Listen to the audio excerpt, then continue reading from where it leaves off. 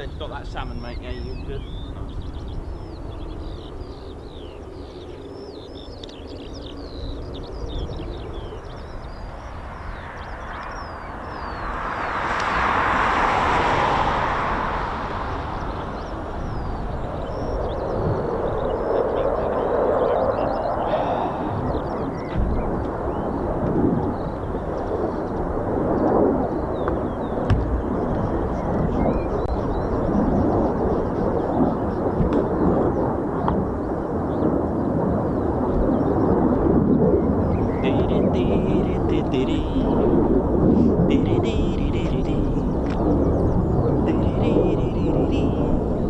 Right. Ted, you up, mate? You good? Nice one. Check one. All good, ladies, gents, and teddy bears. Welcome to the first show of the week. How exciting. And we're here today at Mildenhall for some heavyweight action, hopefully. It's been mighty busy over at the neighbours there. They're making a lot of noise today, but nothing at the moment here. But we thought we'd just start carry on regardless. Yes, and we're all good. Just hopefully. Ted, you're right there, mate. I know. It's not too bad, the wind. Just some gusting wind, which it's been a little bit punchy, but not too bad. All is good here. Hope you're well. Hope you all had a great weekend. Did you all have a good weekend? Let's just check in if you all had a good weekend. Ted's quite excited about today. I don't know why. Well, mind you, he's always excited, aren't you, Ted? I know. Yeah, we had a good weekend. We just, yes, you know me, did a lot of research and did some work on another potential lost airfield episode. So looking forward to that.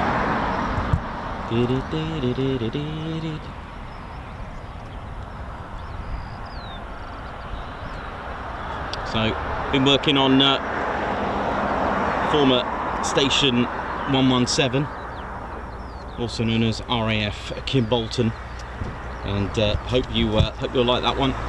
Not a lot left, but it's maybe little remains, but a lot of stories it has to tell. So I won't spoil it. But members got a sneak preview yesterday of the yesterday's work with a bit of drone footage, and you may have seen a couple of models there. And looking forward to that. Looking forward to making that one as well. There is another Lost Airfield episode coming out this month, actually, episode 21. That should be out in the next few days, so look out for that. And Ted's just getting ready, and it's nice to see this these CV-22 Ospreys.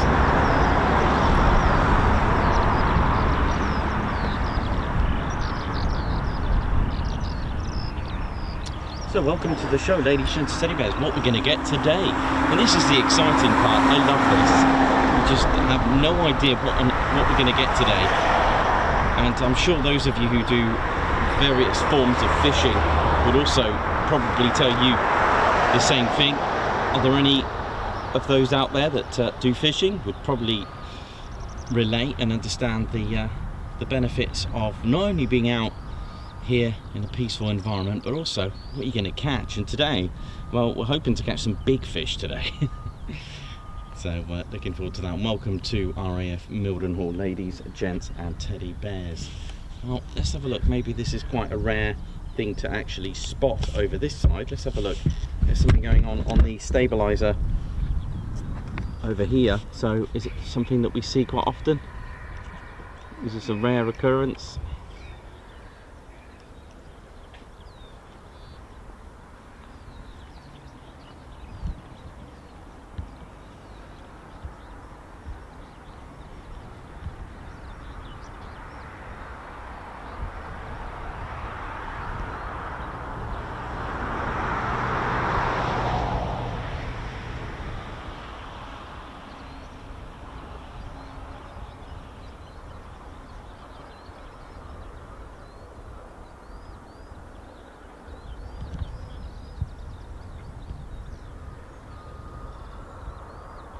I mean, we've seen the RC-135 at Waddington been washed and cleaned, and not seen a KC-135 been cool, isn't it? That's pretty cool. guys over at Reconnaissance there.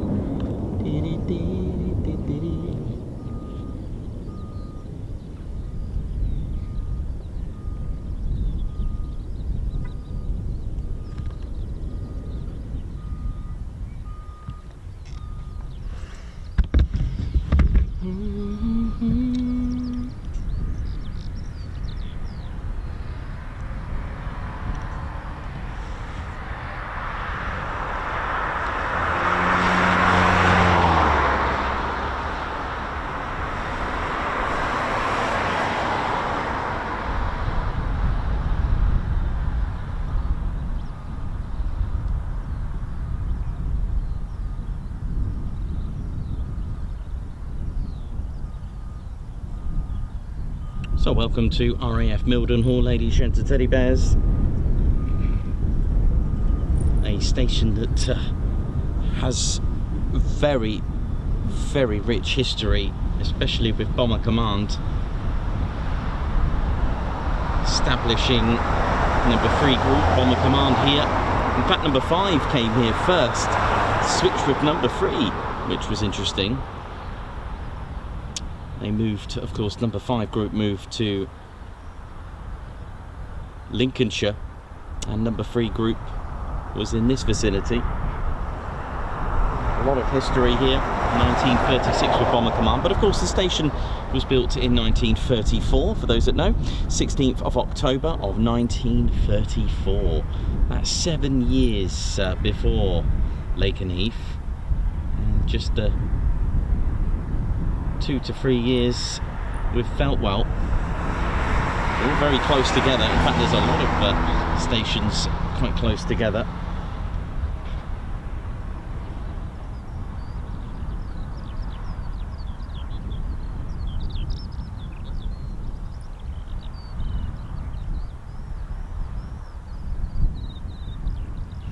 And was a Royal Air Force station right up to 1950. And from 1950 to 59, the station was operated as a joint operations with Strategic Air Command, and through the Cold War throughout with the Royal Air Force and the United States Air Force. And then from 1959, it was solely operated, and still is operated, by the United States Air Force. There is an absolute mix here, as you can see, with the CV-22 Ospreys. So we've got various wings that operate here. So the 352nd Special Operations Wing, their flying component is the 752nd Operations Group, and you don't really want to mess with them. The squadrons in front of us is the 7 Special Operations Squadron, who operate this CV-22 Osprey. We've also got the 67th Special Operations Squadron under the 752nd SOG, and of course the 352nd SOW. I know, try to cope with that. You've got a wing, then a group, then the squadrons, right? Remember old school, remember old school. So it's a bit like that. And the 67th Squadron, they operate the MC-130J Commando 2 and the C-146 Wolfhound. We've also, of course, got Usaf here with the 100th Air Refeuling Wing. The 351st Air Refeuling Squadron operate the KC-135. We've also got a detachment of the 95th Reconnaissance Squadron, originally from 55th Wing, with the various variants of the RC-135s. We do get a lot of variants of those. Constant Phoenix, and of course the Rivet Joint, and other tasty variants of the Rivet Joint, so be it what's left of them. And I believe the 501st have probably already moved, if not a component is still here, but the 501st Combat Support Wing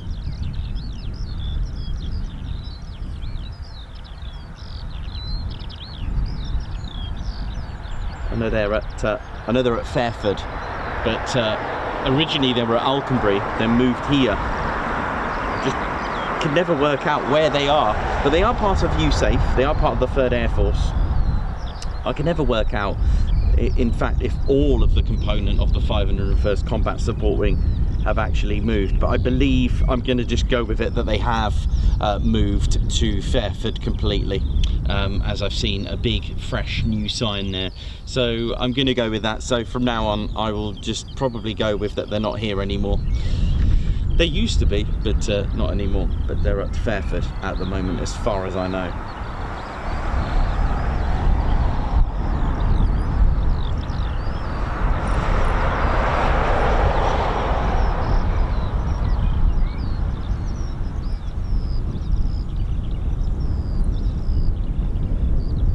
So we do have our eyes probably on that TC-135W. It's either going to most likely be Waddington, but we could also fingers cross it for here, but it's, I would dread to say it's pretty low. I don't know, let's have a look. Yeah, I mean, yeah, it's most likely going to go to Waddington at this rate.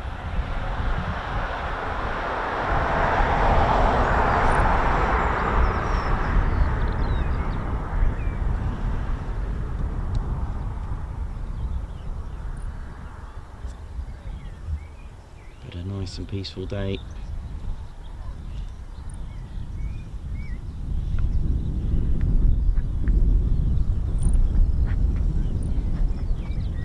Oh, right.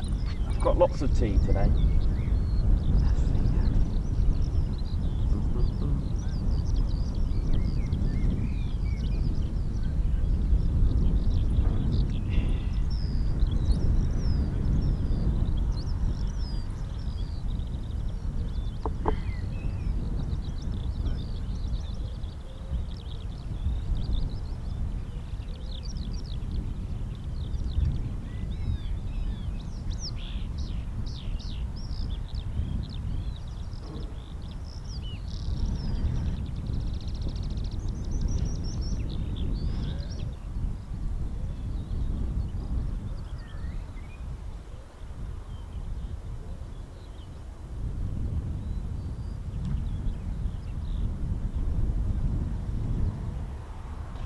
So, welcome to the show, to Synchro Tones, Charlie Bravo, Davey, Captain A, Alan Burden, how you all doing? Perez, Matman Bush, we've got Bear 71044, Wendy Loves Planes, Margot Baxter, how you doing?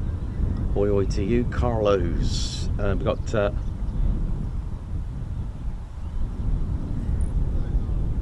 Hart Muthegman.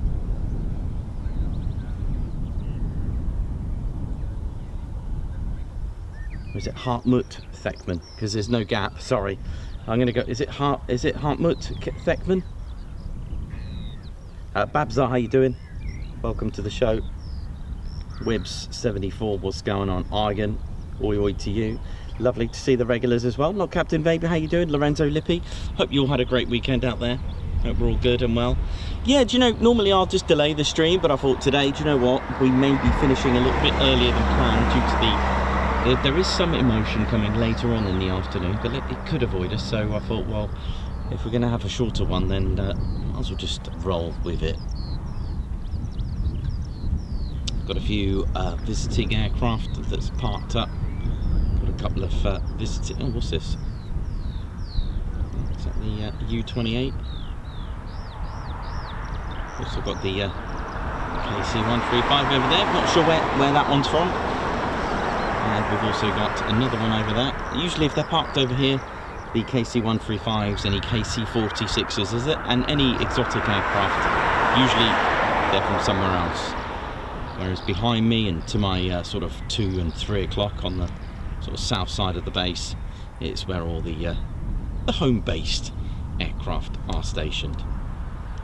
With the exception of course, the CV-22 Ospreys.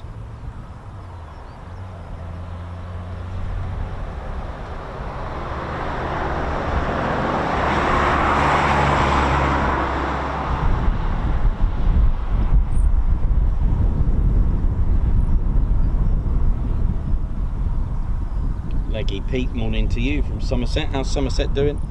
My beloved Somerset. Oi oi.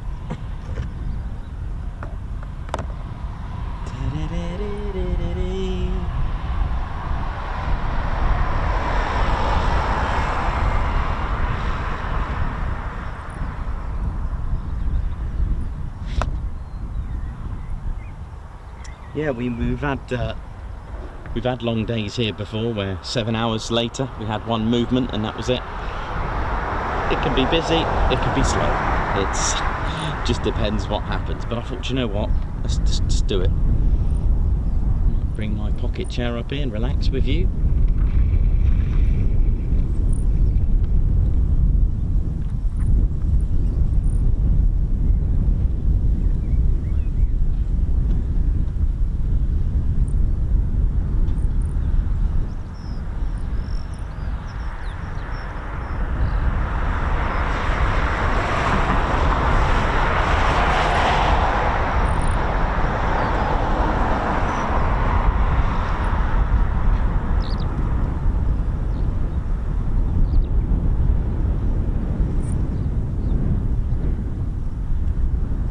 So keep an eye on ADSB, see if we've got anything in the vicinity arriving. Wibbs, how you doing? Hope you're good. Jay Moore as well, oi oi to you.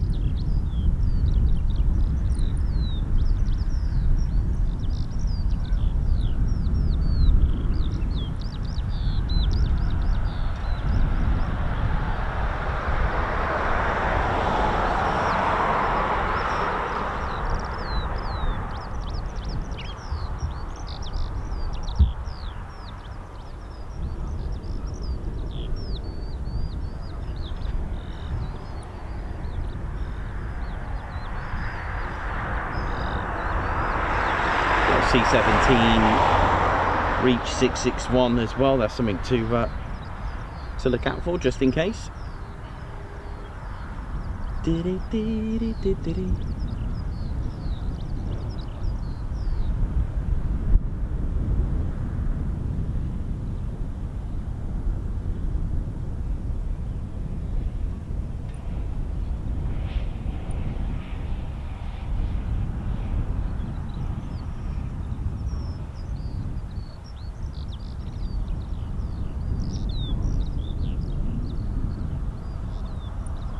So over, yeah, so the KC-135W, that is a training rivet joint, so to speak, and that's heading for RAF Waddington by the looks of things, which we've seen over there. But it is a lovely welcome to the eyes to see this here, the CV-22 Osprey. I do miss them at Hull Beach as well.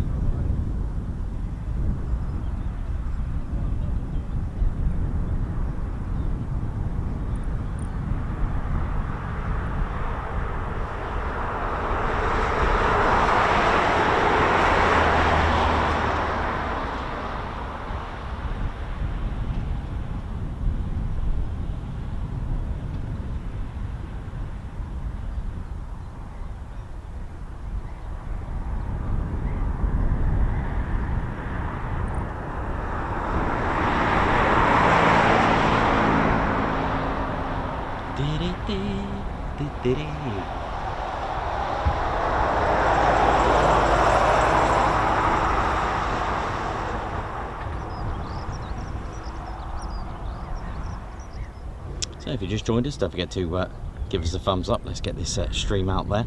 They've just done the runway checks just now, just seen the runway lights pop on and a couple of wing safety.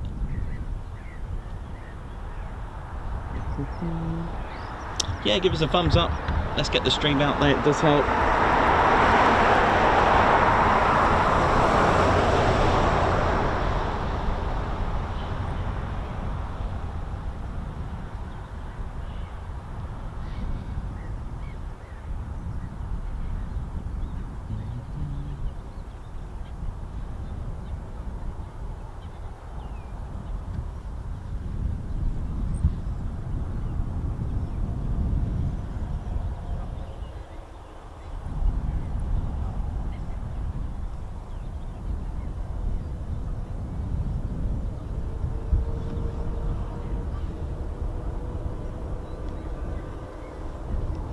You know, I've just realised that, always easy to assume, that these look like KC-46s actually.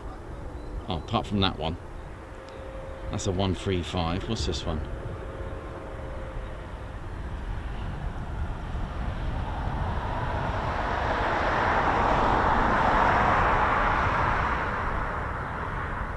Oh, here's the thing. And guess the aircraft. Has that got 4 engines?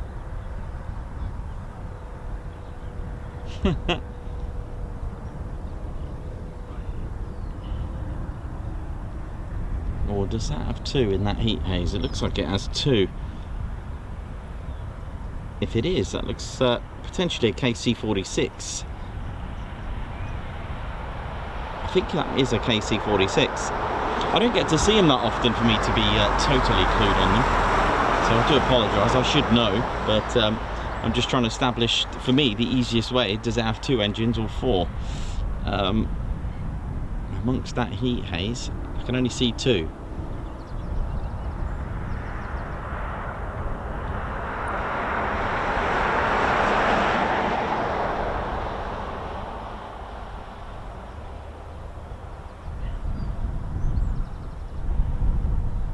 The only way I can tell is there's a little, I don't know if you can see it, where the stabiliser, the rear part, where the rudder is, there's a little bump. I don't know if you can see that sort of sensor.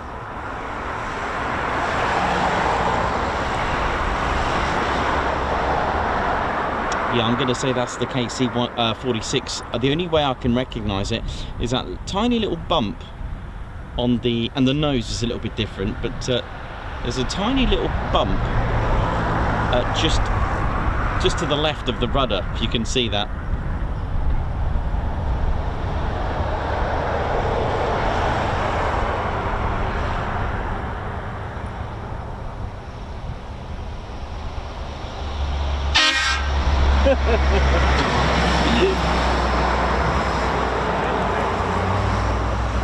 It's a Pegasus, yeah, okay, oh, cool. Yeah, I was just familiarising myself. It's got the little sensor on the back by the rudder. Yeah, but yeah, it's only 2 engines in there. Yeah, I can just about tell from the heat haze. Yeah, it's a bit tricky over there, isn't it? Yeah.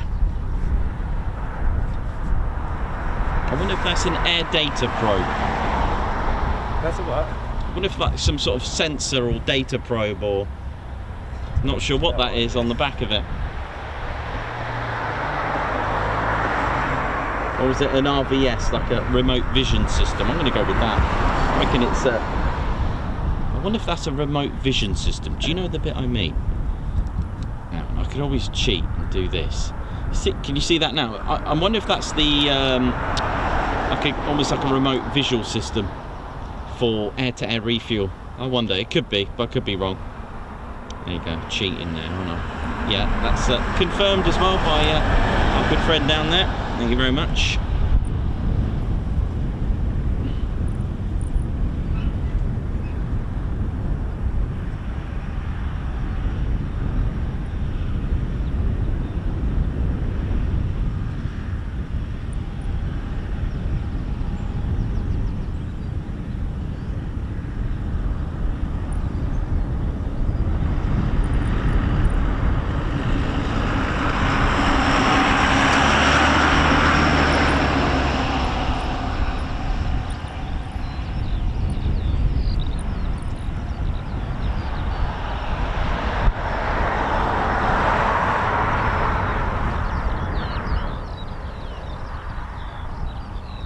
Yeah, absolutely. Another, yeah, playing guess the aircraft helping each other.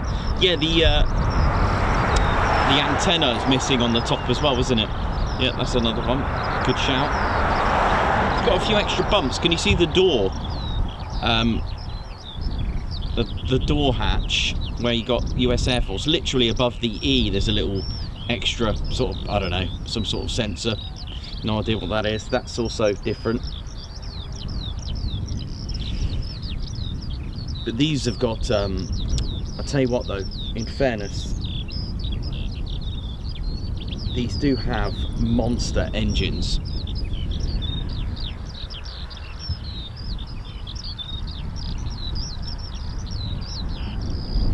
Yeah, these have got huge engines. They're Pratt & Whitney PW 4062s, and they produce 62,000 pounds of thrust each, which is quite ridiculous, isn't it? It's almost as powerful without the afterburner as a B1 when you put them together, that's quite amazing when you think about the power on that.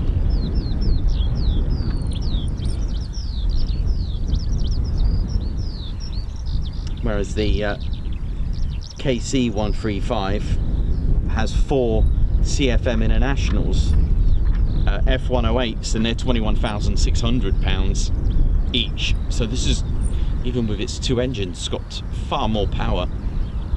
But there you go. Hopefully we'll get to see a KC-46, that'd be quite nice. So now if we have a look at the, yeah, you can tell, actually saying that, the tail is different, isn't it? Look at that, you've got that, as you said, you've got that antenna on the top of the tail, plus 4 engines. That's a good giveaway anyway, straight away. That's our, but I was struggling with the heat haze here. You can see where I'm coming from now, hopefully. But there we go. It's a bit like the A400 tail and the C-17. If you just took the tail, but there's a few design differences on them, of course.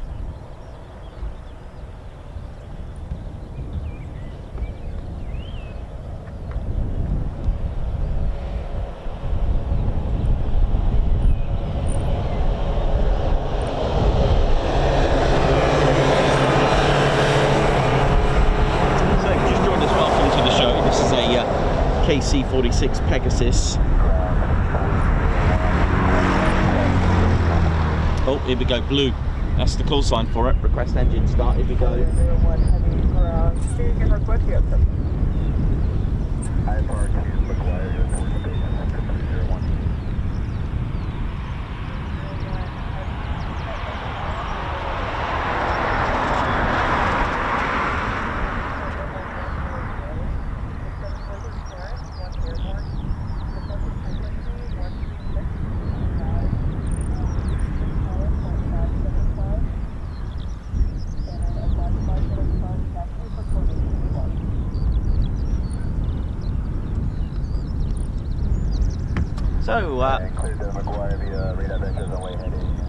So this is requesting a startup. As I mentioned, no aircraft could do anything, not even vehicles.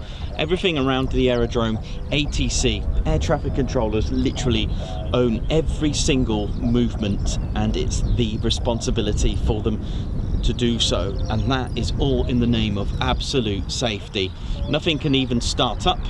So now that the air traffic controllers, they know that there is an engine, or engines, or an aircraft, shall we say, running, doing their checks, to be aware. Even taxiing, they'll be told where to go as well. They'll be told where to hold, what to do, to line up and wait, or to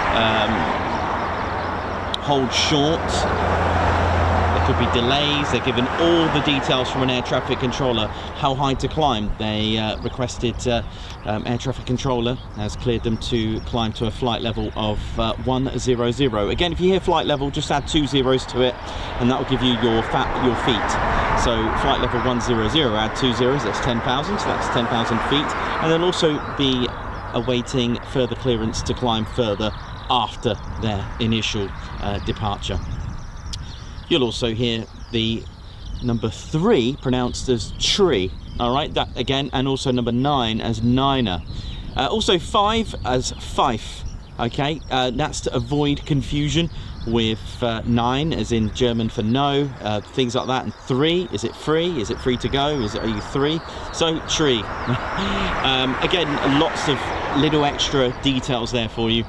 Again, the pilot will then start their checklist, doing all their procedures to start up.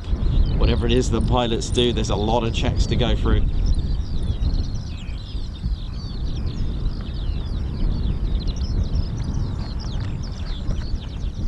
I'll give you some details on the Pegasus as well.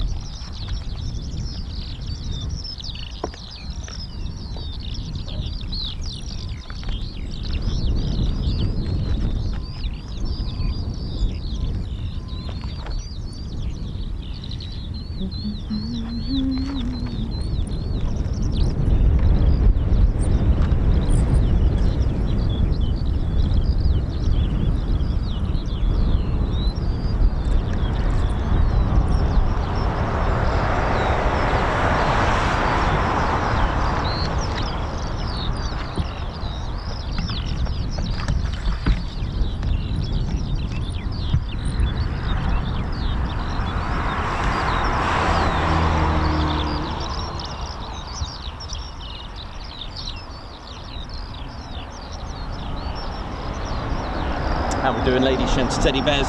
So the pilot just doing their checks with their co-pilot as well, the second pilot. 1943, we did have Wellingtons here. That's right, Wellingtons here at some nice noise now. Hopefully listen to those. So yeah, Wellingtons were also here at Mildenhall. Again, the pilot will be doing their pre-flight and start-up checklist. The Lancasters here would have been doing the same thing. The pilot with their flight engineer. The ground flight switch will be set to ground. So for those that tuned into East Kirkby, would have seen that that little blue trolley. Don't know if you've seen that. It's not a generator. It's called a trolley accu. It's like an accumulator. Basically uses that battery instead of drowning and using the aircraft's battery. So the pilot would switch the flight switch to ground, and that trolley accu will then be using that power from that accumulator, basically. So it's like an external battery usage and not the aircraft's battery. Then the pilot would set the throttles to set, and then pitch to full and locked. The supercharger will be put to medium gear or MS. The rad shutters will be set to automatic. The fuel tanks, what they'll do, they'll select number 2. The booster pump set to on, ignition, and then you'll get number 3, engine start, and then it's 3, 4, 2, then 1. Engine number 3 powers up and pressurizes the pneumatic system for the brakes and the rad shutters. But that's the Lancaster. But not sure about the KC-46 that's here. Not sure the procedures. Maybe it's something I'll one day, you never know, get lucky and have a little chat with the pilot. Wouldn't that be cool? But of course, that's just the basics. There's a little bit more to it than that, but that'll be enough to get you started up. So please don't try that at home. But of course, you're going to need your flight engineer to help you out there as well.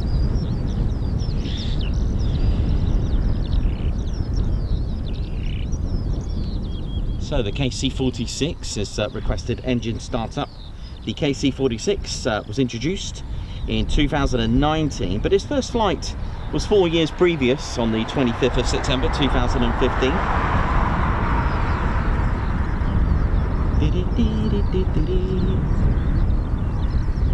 And this is the KC-46 Pegasus, as it's been given the name.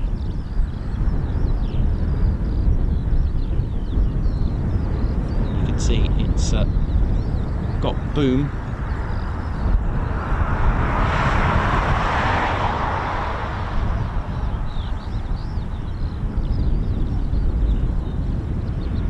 So the idea was to replace the KC-135s, which has been going since the Bronze Age, I would have thought, but fair play. And that's no disrespect. It's basically a true testament to their absolute amazing service. I mean, they need an award, those KC-135s.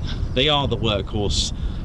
Literally, they are unbelievable. I mean, they've been around since if you take the first flight of 1956. It's really amazing, supporting the Vietnam War Strategic Air Command, B-52's refueling. It is something of just absolute legacy of the KC-135, and you know, all credit to it, because at the end of the day, you know, all aircraft do have a lifespan, but you can chuck in some extra life in them, which certainly they've been going and going. but with these powerful engines, it's quite extraordinary. And yeah, the idea was set out in 2001 to a program to replace the KC-135s, and it's just been going really.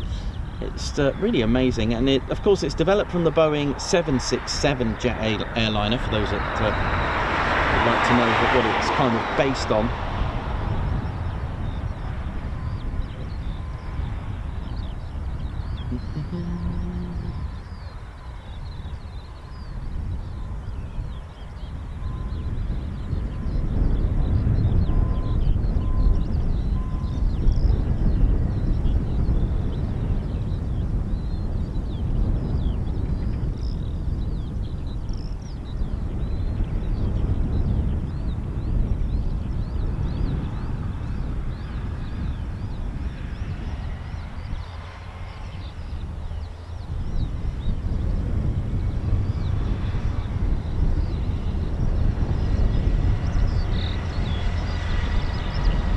So it was in April 2014, the United States Air Force announced the KC-46 would be based at McConnell Air Force Base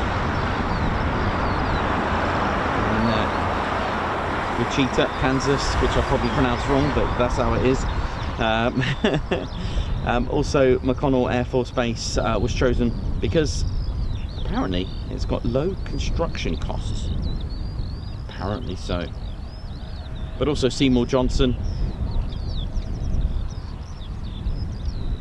was chosen for a alternative.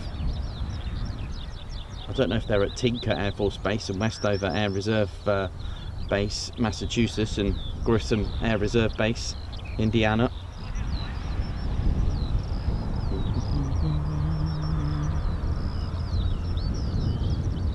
Operators include Japan as well.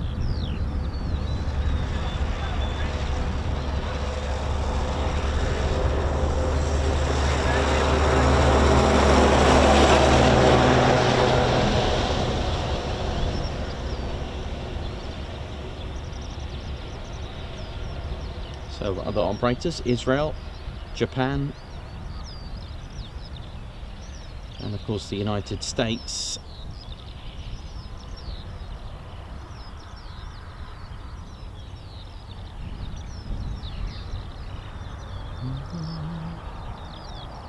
So this is on startup. Call sign, I think it's blue. I think they have blue call sign.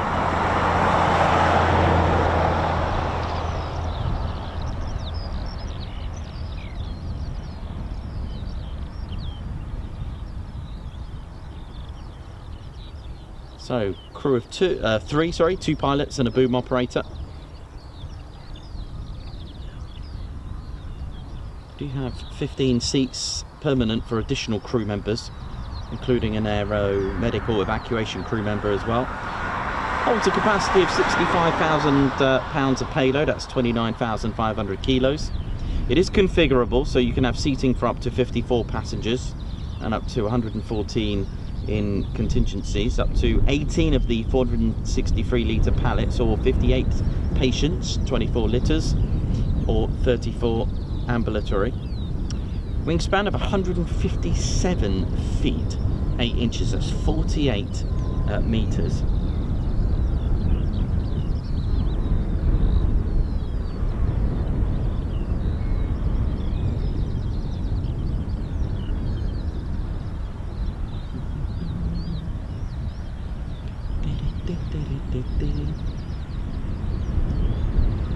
Speaking of which, if we compare the two, it has a bigger wingspan than the KC-135. If we were to compare them, so the wingspan is 157 feet 8 inches, or 48.1 meters. On the KC-135, we're looking at 130 feet and 10 inches. That's 39.88. Length is 165 feet 6 inches, and that's 50.5 meters. So that's longer than the KC-135. The KC-135 is 136 feet 3 inches, 41.53. Height wise, it sits at 52 feet. It's 15.9 meters. Again, about 11 feet taller than the KC-135, so it is a substantially bigger aircraft. So gross, or should we do max takeoff weight? Max takeoff weight we're looking at on the KC-46, that's 415 pounds or 188,240 kilos. On the KC-135 less at max takeoff weight at 322,500 pounds, so it's 146,284 kilos. Fuel capacity 200,000 on the KC-135, just a little bit more on the KC-46 at 212,299 pounds. So it is a bigger aircraft and it does have more powerful engines, but you know, onwards and upwards.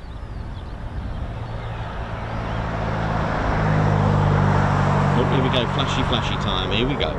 It's time to ride, so we didn't have to wait too long.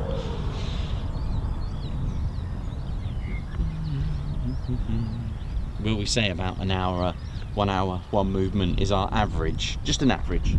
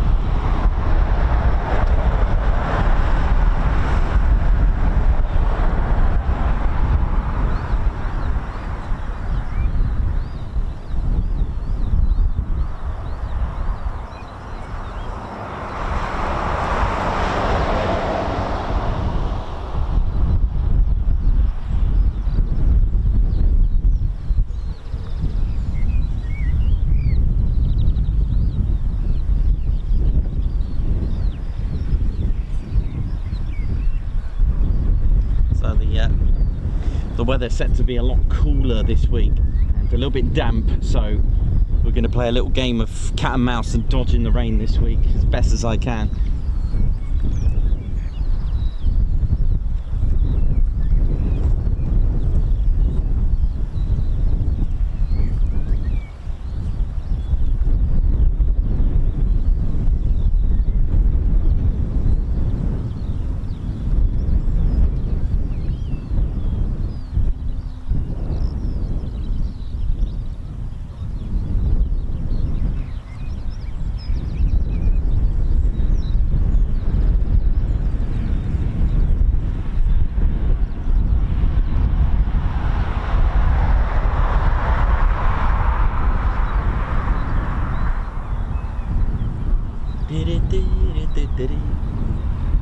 So it won't be long for this to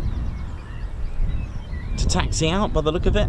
All been well, flashy, which is also a good sign.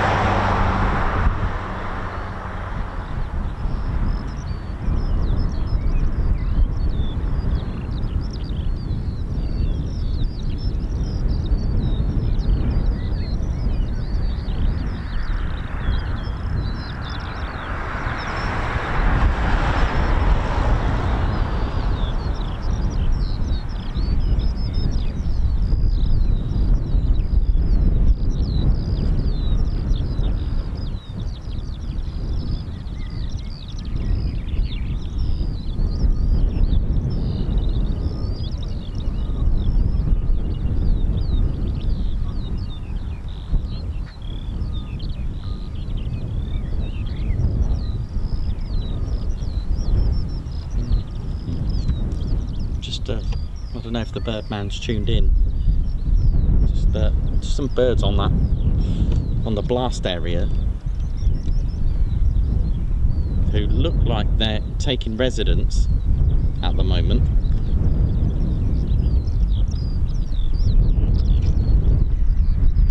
So I'm sure they'll do a quick sweep before that goes, or they might just go on their own sort of accord.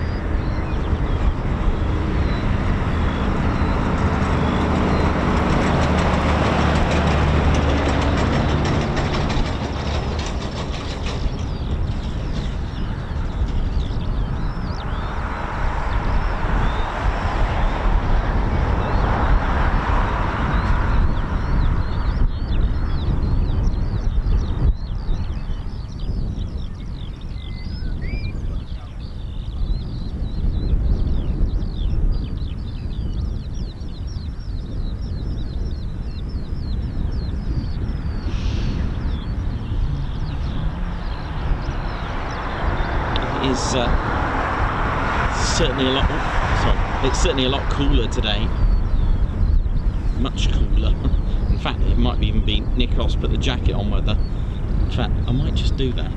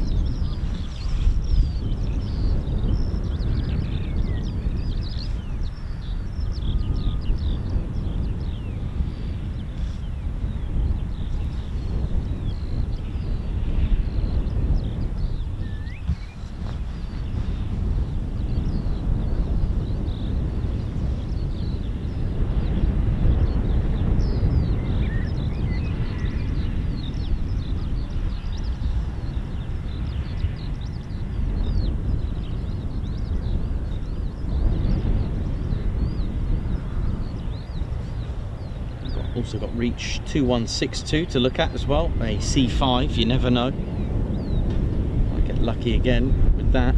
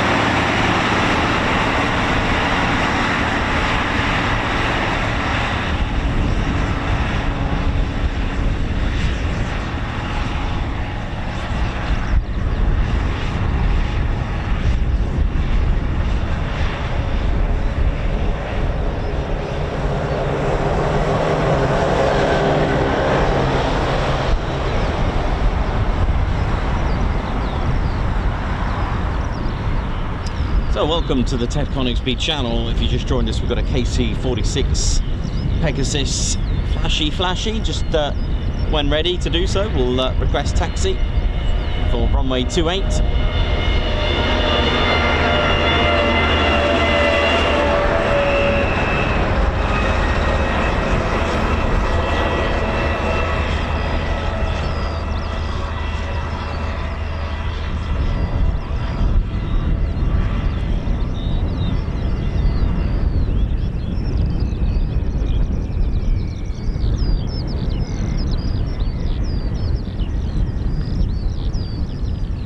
So keep an eye on that.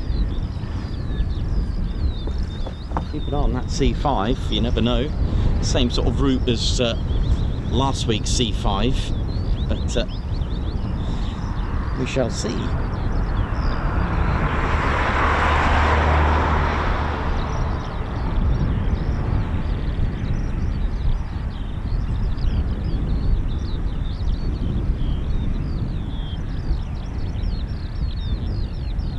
And of course, if you just joined us, welcome to the show. Our regulars, how you all doing? And if you love military aviation, be sure to give us a look at our channel. It is full of military aviation around the country, from low level to stations to air weapons ranges. And give the subscribe button a low approach in case you haven't done so already, and so you don't miss out. Don't be sure to click that notification bell button as well. We do post regularly. Also got our Sunday shorts session. Hope you enjoyed them. Wearing shorts is optional.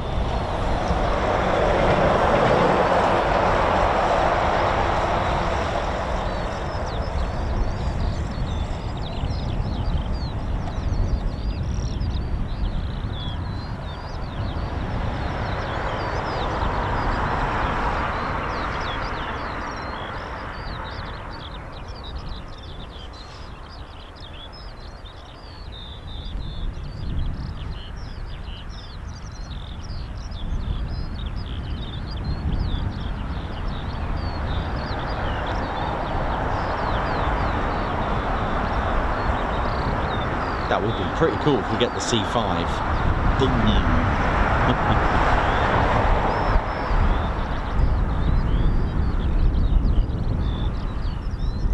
Well, we'll see what route it's going to take.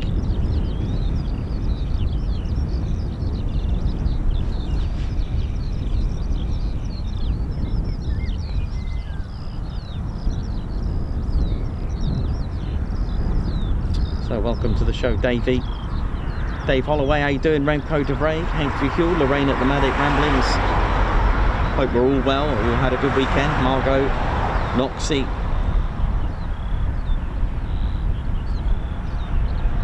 Sylvia King, congratulations on your 26 months. Elsie.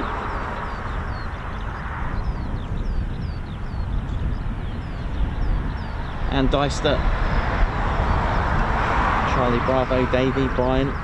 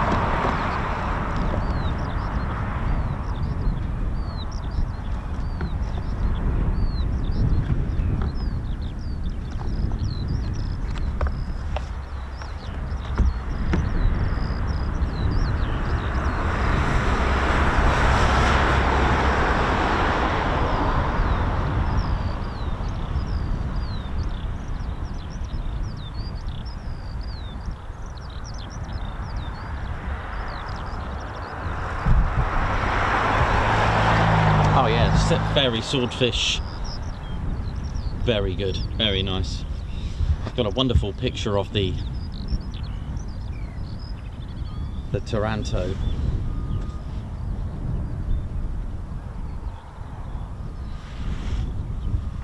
I've got a wonderful picture depicting the scenes from the Battle of Taranto. That was a battle that took place on the 9th of the 11th of November into the 12th of November 1940.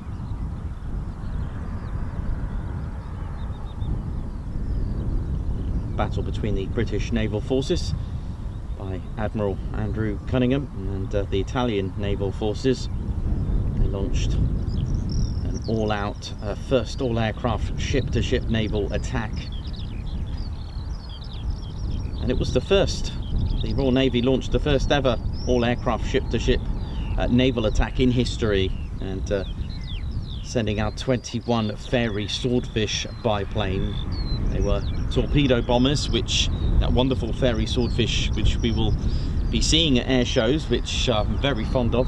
Quite a beautiful aircraft with folding wings and that massive torpedo that it has on there. It's quite something when you see it.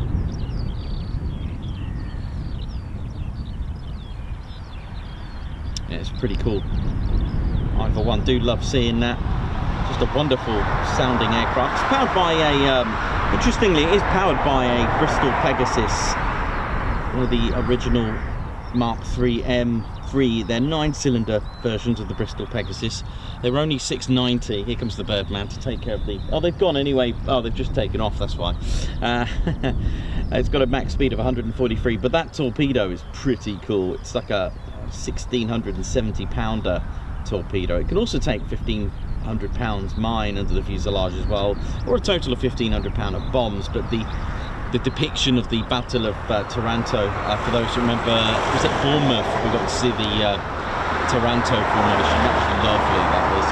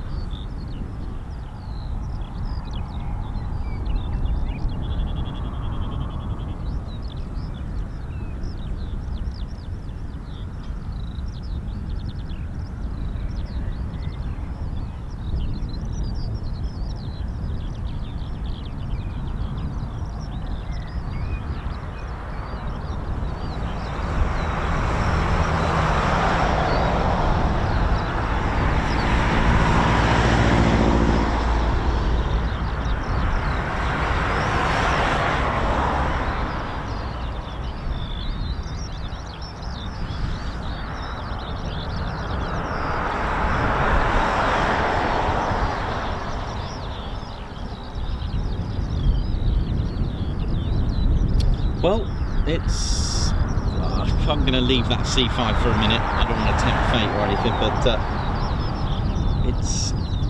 I don't know whether it does that normally, or does it go right across? I can't remember when we kind of got the hint that it was coming here last time, but we'll just leave it there, and if it just appears, we're not exactly going to miss it. It's not a set of keys, is it? So there we go.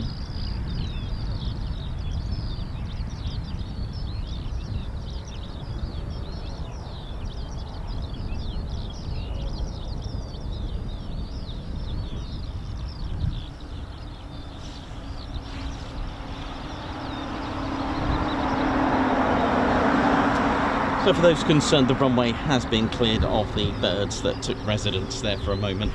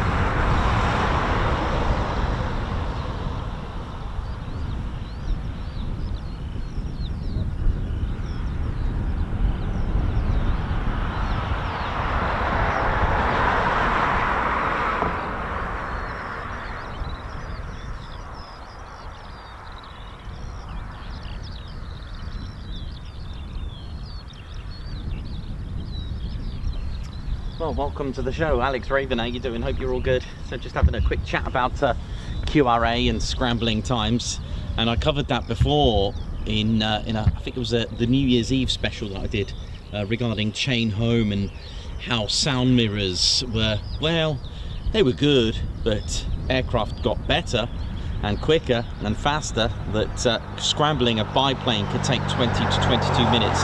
What I mean by that is it doesn't take 22 minutes for them to start the aircraft and get up and airborne. We're talking about from on scramble, starting up process, getting airborne to intercept altitude. It got quicker. I mean, World War II, during the Battle of Britain, it got quicker. Of course, detection time was quicker using the chain home system, which again, that was fantastic. You know, if anything, it took about reaction time on a fighter command during the Battle of Britain could take a total of 15 minutes in total. That's 4 minutes. Radar detection to plot the orders could take 4 minutes. Amongst that, to call the alarm, it would take 15 minutes to intercept. It may not sound like it may sound a lot, but if you think about it, you still need to decide where, when, and who. The idea behind the chain home system as well, don't forget, they've got to be. And this was the thing with the Dowding system. It wasn't the fact that let's just send everything. It was real structured with fighter command. It is scrambling the right amount at the right location to save time as well, and men and civilians, of course.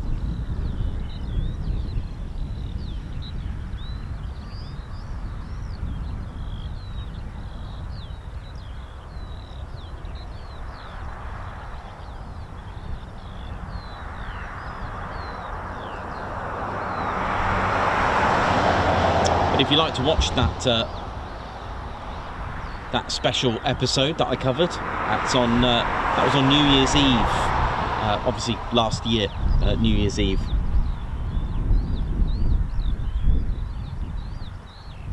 And again, that's all thanks to Robert Watson Watt, along with the Boffins, as they called them, with F. Wilkins and Edward George Bowen. They tried ways of a detection system, and radio waves was literally a good way saying goodbye to the sound mirrors.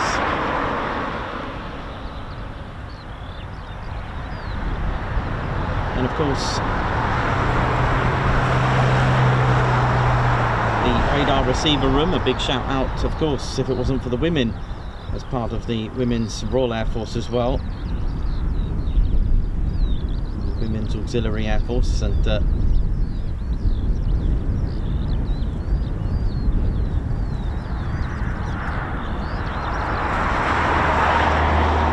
Dowding system, as it was called, divided the UK into groups and sectors and organised and structured a reporting method.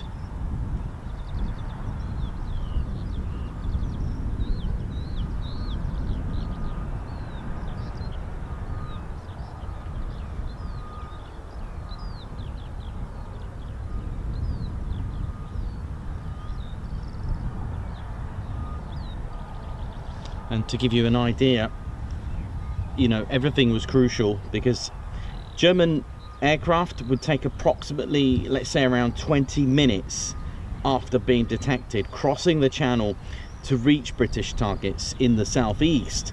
But it took, I mean, 14 to 16 minutes once the telephone call had reached the airfield in sectors to get, you know, the pilots into the fighter aircraft, start their engines, take off, which, as we know, that whole process is called a scramble, and fly towards the British coast to meet the German aircraft. So this meant at no stage that there was a second to spare. Literally, every second counted of them running and scrambling to that aircraft.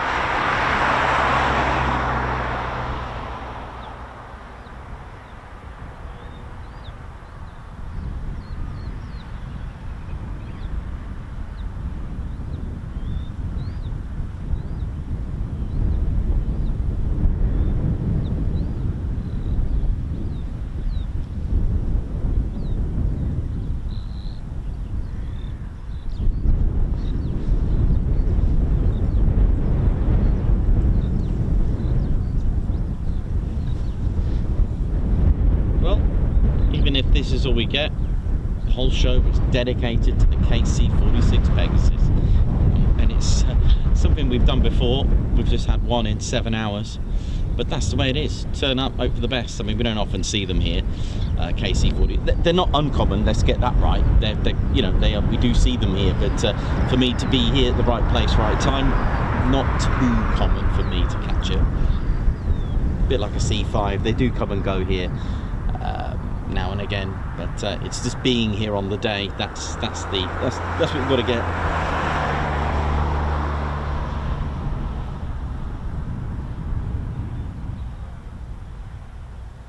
Claire Bat, oi oi to you, how you doing?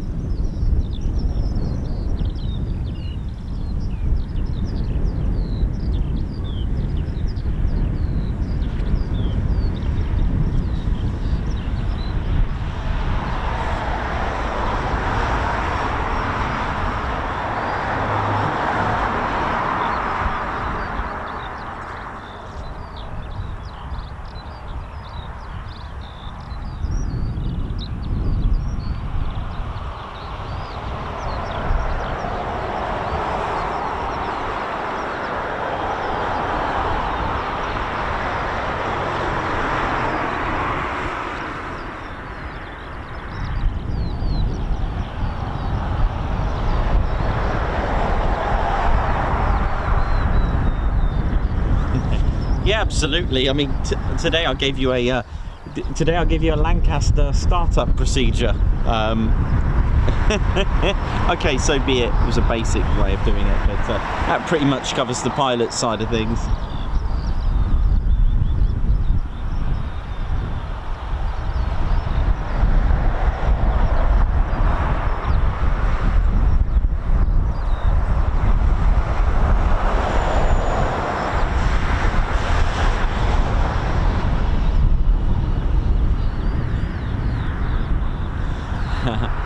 Josh Brize doing oi to you. Not sure just yet, buddy. Not sure. It's all about the logistics side of it, but I'll be there.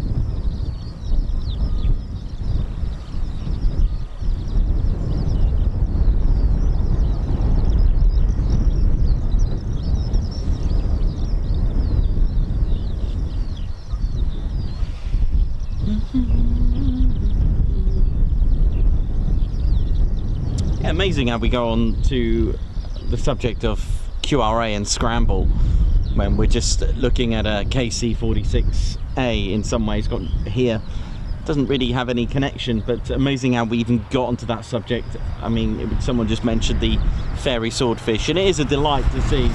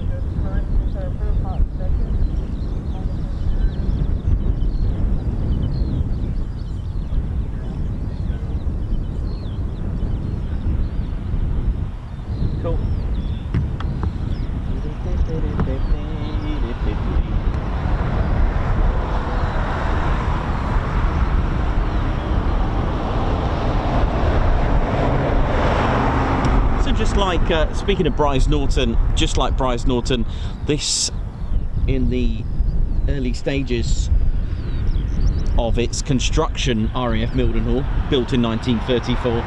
In 1933, prior to its full construction, was destined to be called RAF Beck Row.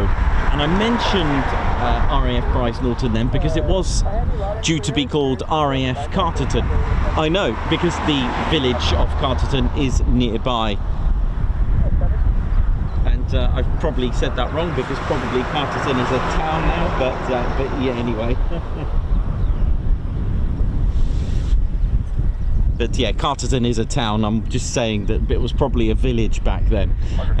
So I got to just update that. But it was due to be called Carterton, and here was destined to be called RAF Beck Row, and that changed in 33 on its last year before construction. Carterton. Also, you've also got in Yelverton, in Dartmoor, Devon. The station there was called RAF Harrowbeer, but that was destined to be named as RAF Yelverton, being the fact that it is in the village of Yelverton. However, when you have stations that sound similar, this would cause immense confusion. So Carterton was renamed to Brize Norton. Carterton, I think it was to do with Cardington, so they had to not call it that.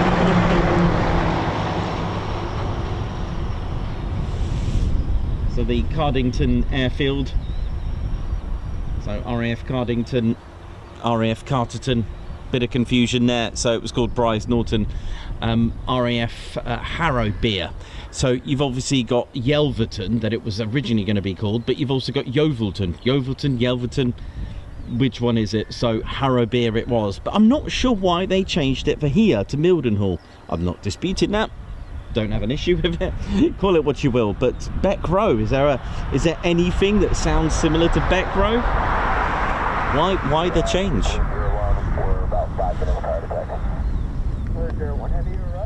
So who knows? Is it because there's West Row here? But I don't know. If you know any station that sounds similar to Beck Row, can't think of one, to be honest. But I mean, there was obviously, we've got 600 airfields to think about, so I'm sure one of them's going to sound like Beck Row. Or it could be just a political thing. I don't mean it in a sense, or I don't know. I really don't know. Whichever. It was decided to be called Mildenhall, and it is only just here.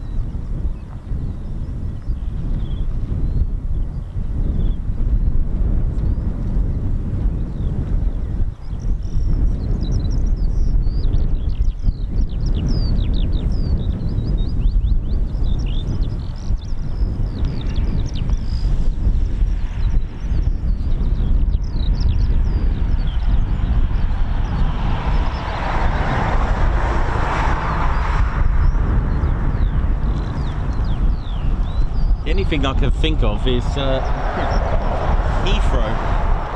Heathrow and Beck Row. Heathrow, Beck Row? Don't know. It's the only thing I can think of.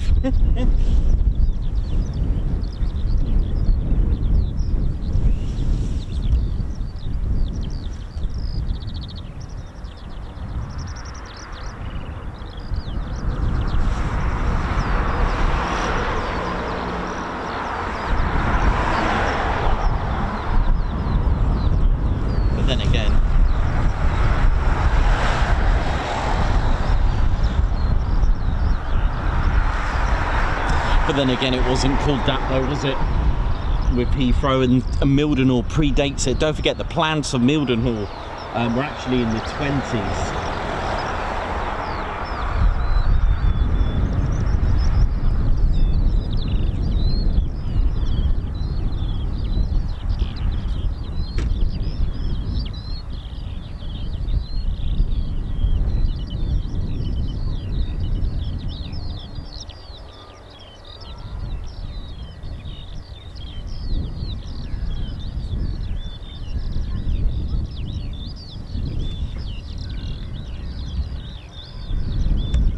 Sadly, that C5 is, I would probably say it's not coming here, unfortunately, but hey, no worries, it was worth a shot.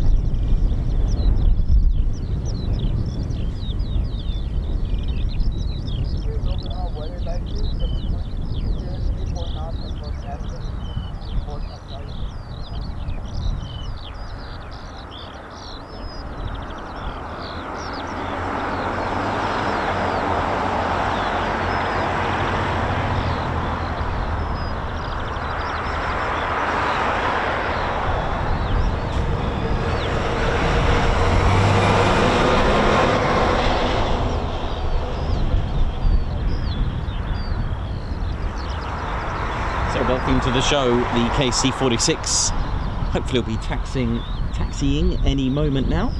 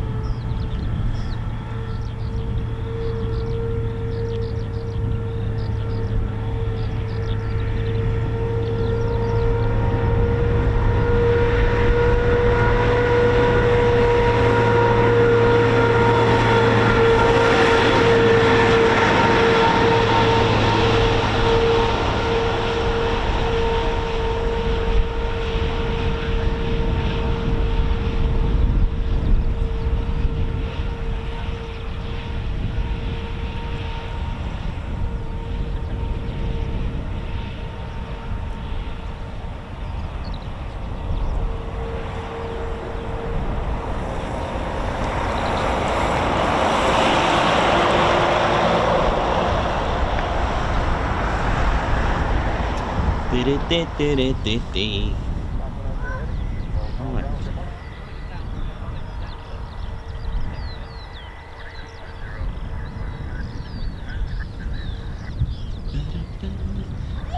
So we do have another startup. We do have a KC-135 that I think I can hear spooling in the distance.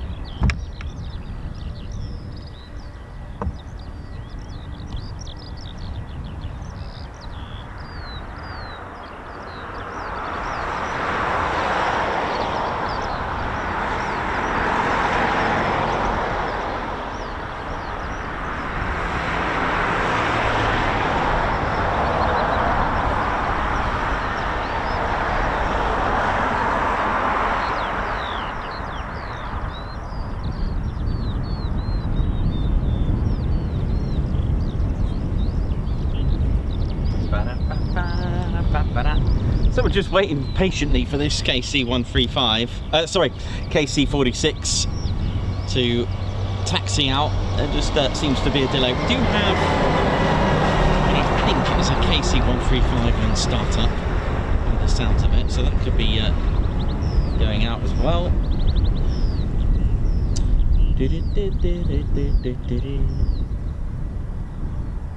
Matt Crossan, how you doing? Chris Bloxham, Bad Purple, Mark Keynes, Tim Gooch, Rock Captain Weber, how you doing? Roger Payne.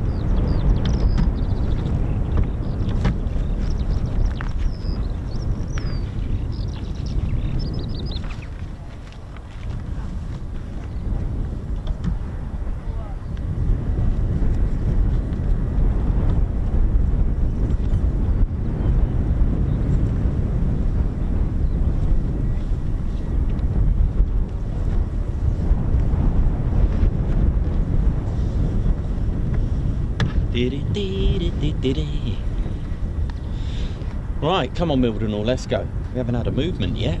We've been here an hour 40 and we haven't had our first departure. There is a unfortunate delay at the moment, but we do have something else starting up as well, so it might just all happen in one go. We might get all our movements very soon.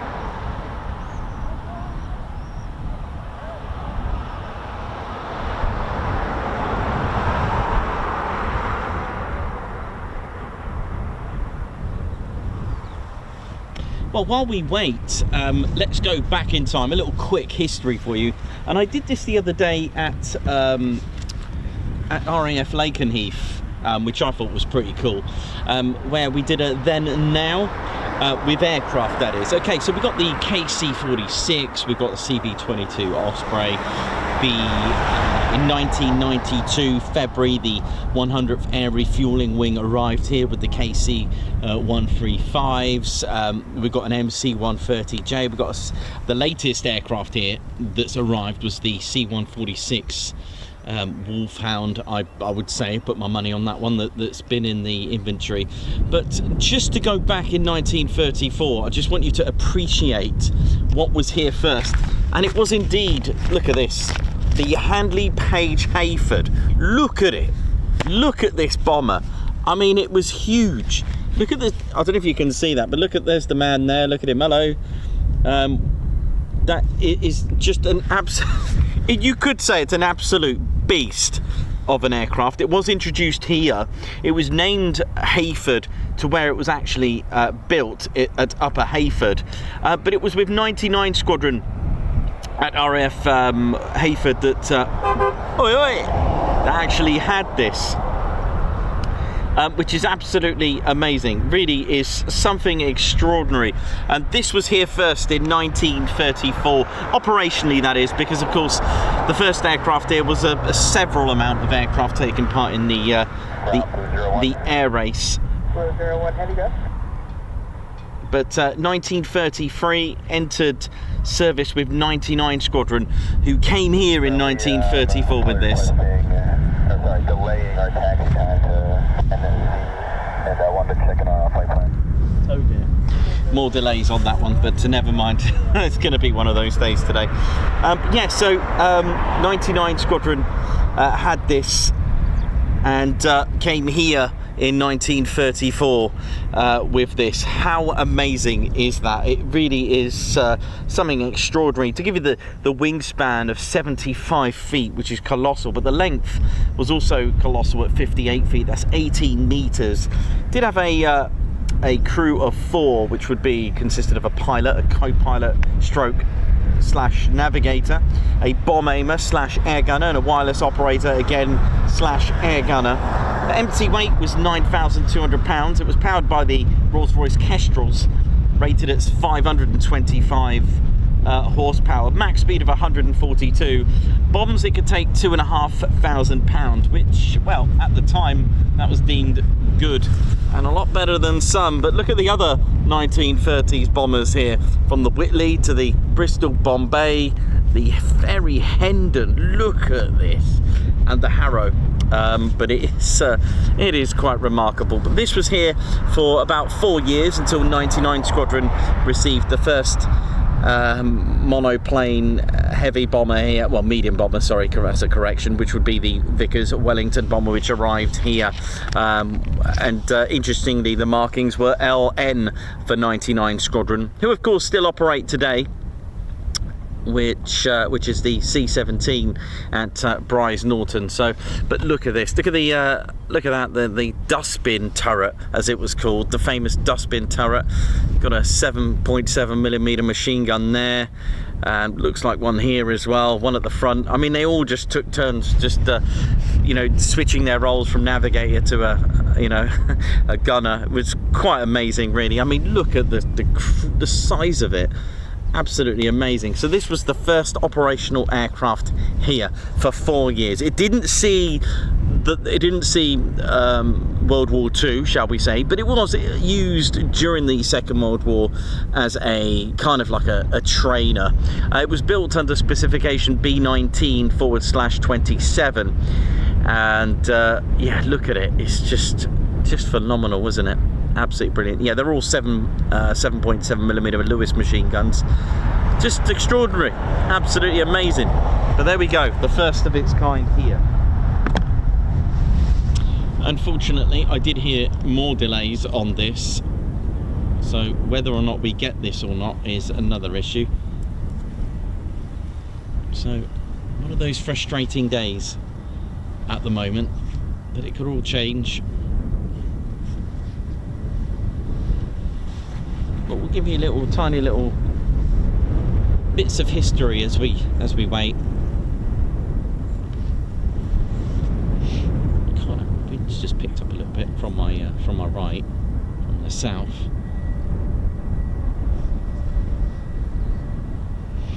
Well, how frustrating it is also for the crew and the pilots.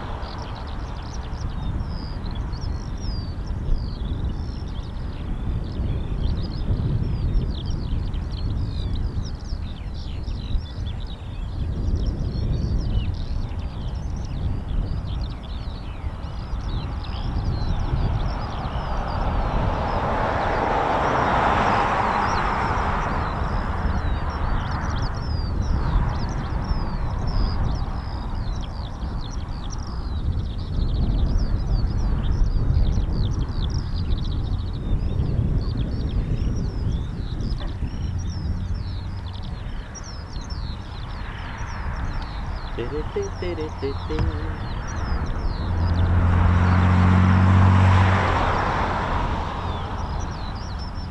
that's a bit of a shame for that delay, isn't it?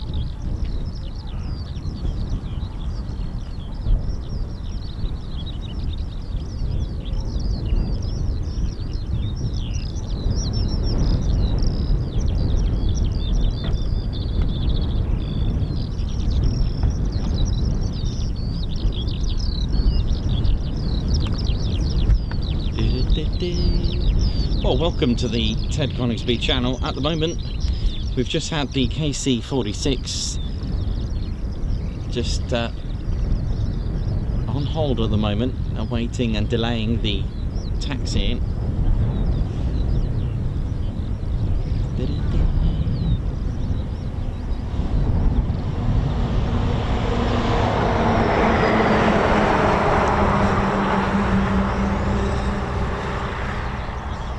Oh yeah, you gotta love the skylarks and all the birds here, it's beautiful.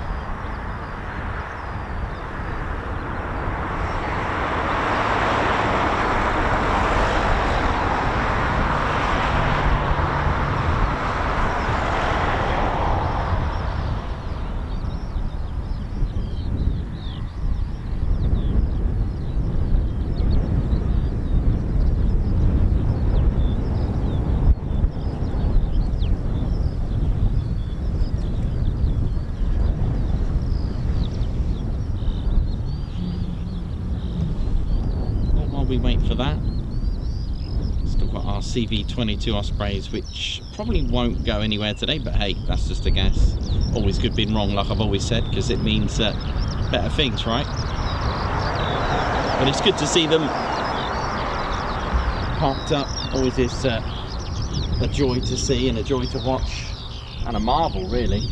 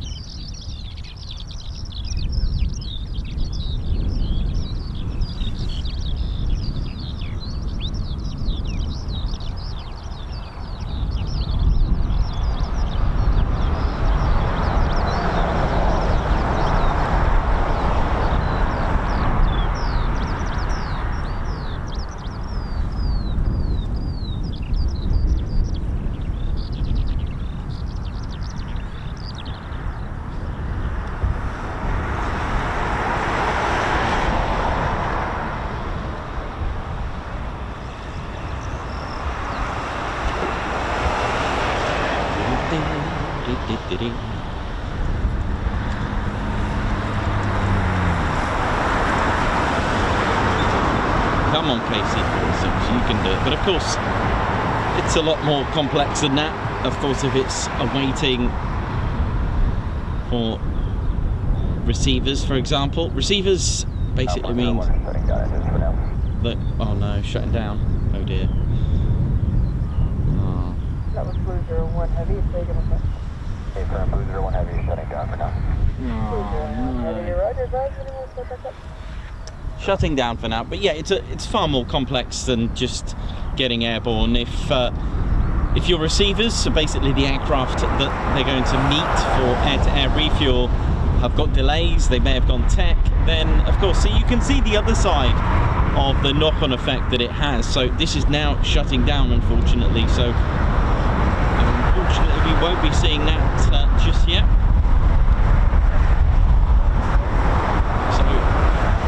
Never mind, what can you do? But yeah, it has such a knock-on effect. And of course, I was listening in, and it is not that easy just to change flight plans and you know, reschedule. There isn't a window. There's all these kind of things and complications that go with it, with these delays. And if they have to reroute and submit another flight plan, it's actually not that easy, and it could just be a complete scrub for the whole day. So the knock-on effect is absolutely colossal. Right, well, the emphasis now is on the KC-135. That's our next aircraft that we're hoping, fingers crossed, etc.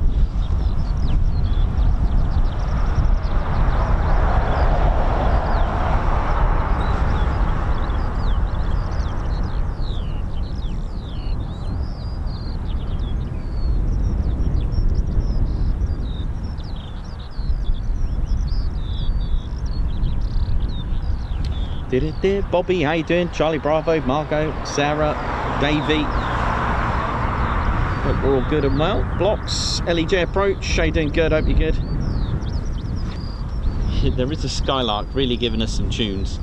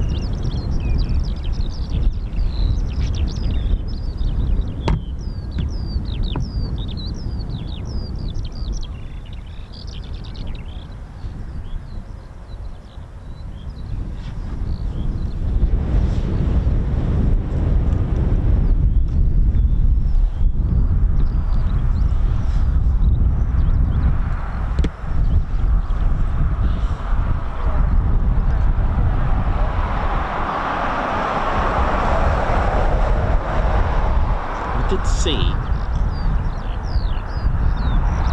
a nice bit of hover.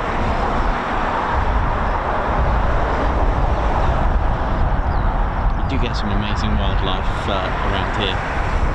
Not just here, but you know, airfields alike in their vast spaces. I mean, this was one of the largest bomber command stations in England.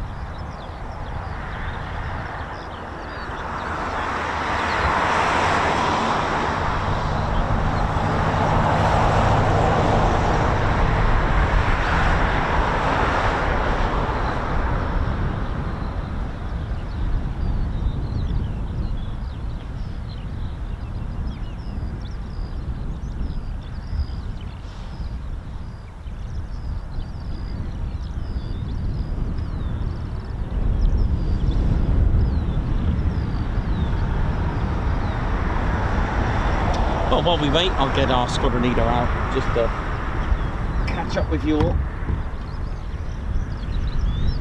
How we doing, Bobby? Hope you're good. Hope you all had a good weekend. Ted Bray, mate, you're wanted.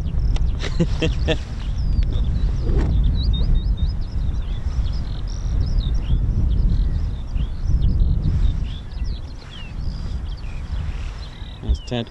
Ted, how you doing, mate? You good? Ted's all right. Look, he's a very patient bear, and just he knows the score with military aviation. And that's the thing. You just turn up, chill, have some tea, and hope for the best.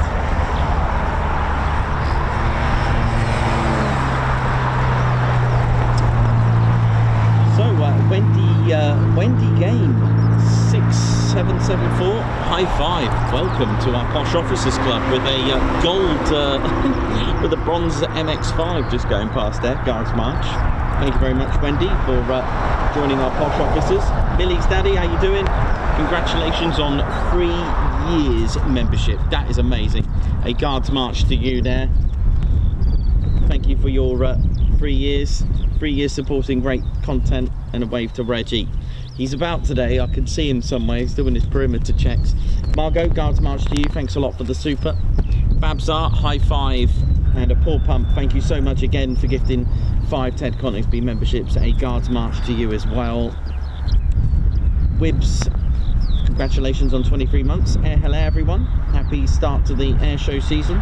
Jay Moore with 18 months, thank you for the wonderful videos. Claire Bear, 41 months, keep going Ted and Nikos, always. Sylvia King with 26 months, good day all, let's go. Phoenix Rising with 7 months membership. Time flies when you're having fun, thank you Nikos for all your hard work. Bobby, thank you very much for the super, Guards March to you. Ian Cook with 23 months, Guards March to you, thank you very much. And the Flying Duke, gifting a Ted Coningsby membership, high five, Guards March, thank you so much for doing that. Ding, ding, ding. There's Ted there. Ted, let's hope it's all good, mate.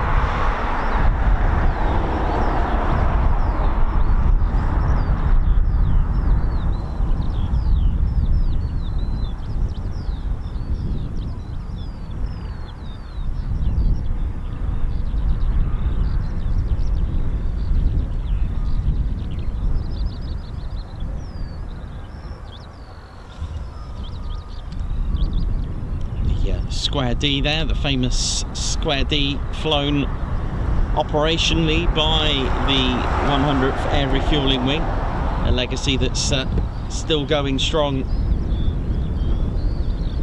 The 100th Bomb Group legacy, the bloody 100th, the 100th Air Refueling Wing are the only wing and its squadron to fly their World War II marking operationally. That's right, they're the only, it's the only World War II marking still flown operationally. You may see a C-130, for example, or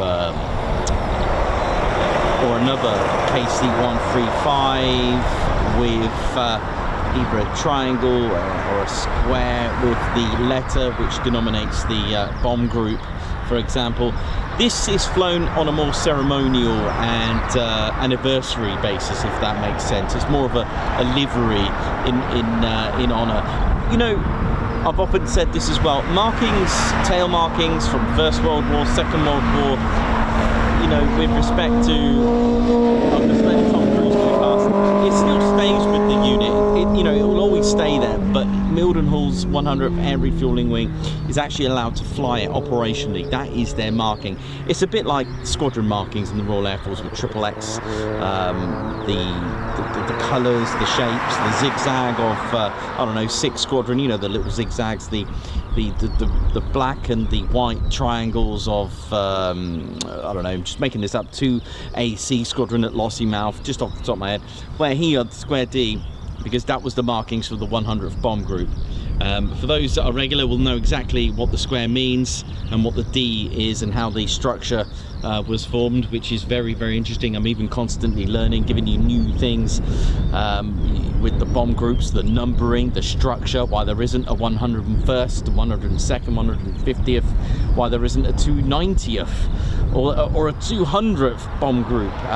You know, it starts on the 301st, and there is good reason for that. There's lots of good reasons, which maybe today I'll go through it with you, but this is in honour of them flying it ever since they arrived in 1992, because we're not actually far away from the very famous station of their original station where they were here in the UK serving in World War II. It was indeed this at RAF Thorpe Abbotts, as they called Station 139.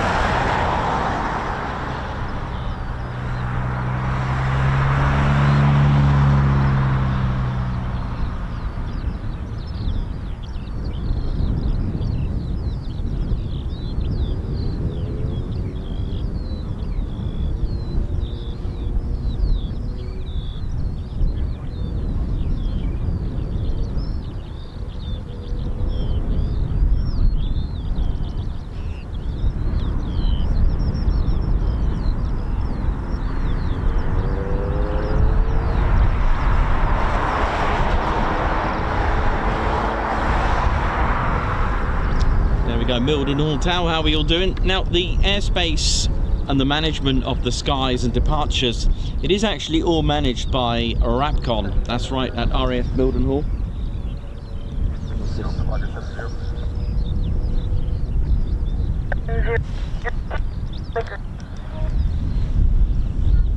So it is managed by Lakenheath. That's not to say there's no one at Mildenhall Tower.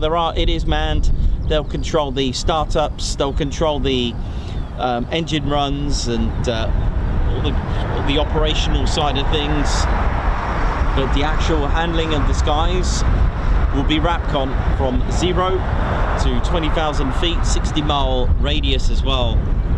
It is done at LN Tower because Mildenhall is 24 hours and Lakenheath Tower will manage both Lakenheath and Mildenhall. The military air traffic zone are actually combined with each other, because of course the 5-mile radius entwines and intersects each other and kind of merges, which is what's called a combined, or a CMAX, combined military air traffic zone. So Lakenheath and their RAPCON, radar approach control, they manage it.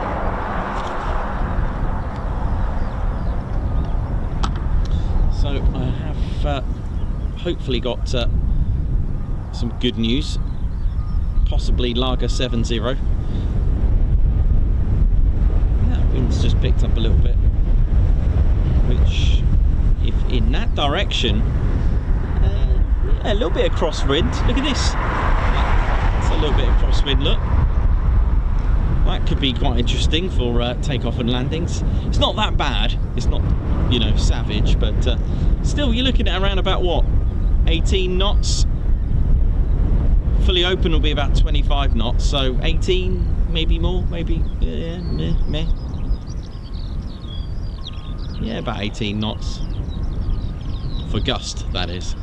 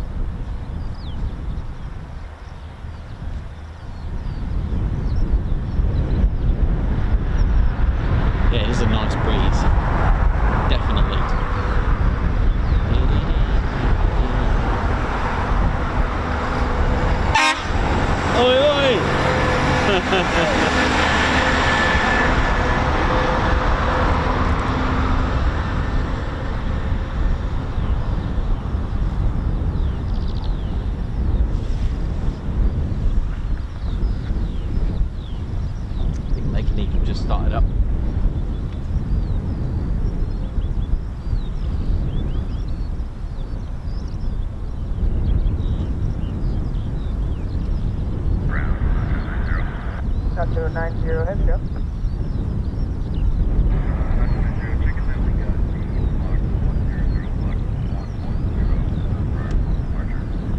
Taranto 90 heavy, full request, I get free coordinate with RAF car.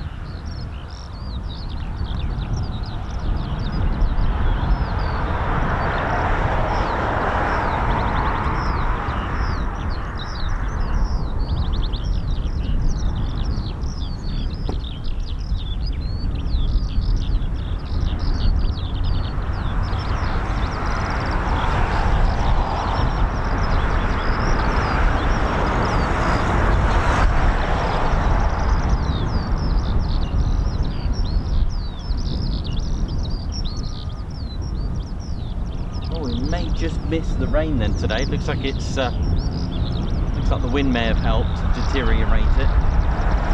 Not a bad thing, is it?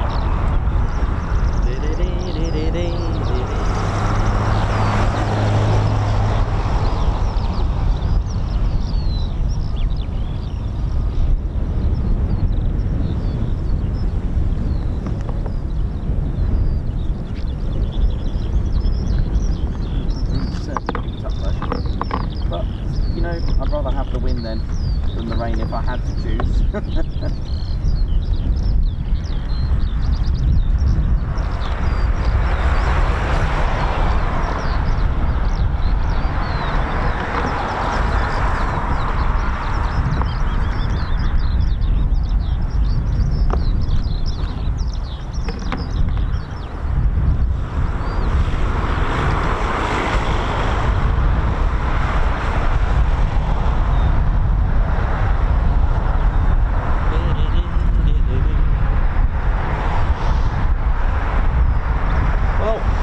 Wait, might as well give you a little bit of history while we wait, and just hope for some movement. I mean, I suppose talk history, get aircraft, didn't it?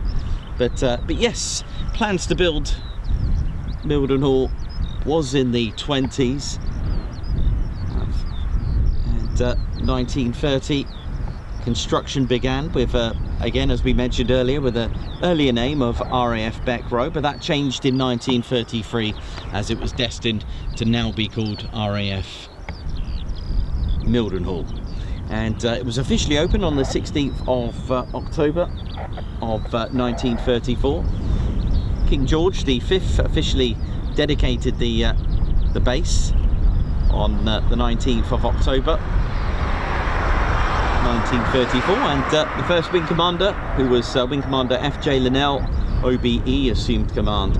Just 4 days later, the awesome Mac Robertson air race set up by the Royal Aero Club. It was a race, an air race to be exact, from Mildenhall to Melbourne. Very, very awesome to see some of the what Mildenhall Museum have, by the way. If you're ever in the town of Mildenhall, do check out the Mildenhall Museum. It is amazing, it really is, from the Lakenheath Warrior to all sorts of artifacts and books and research that you can do there.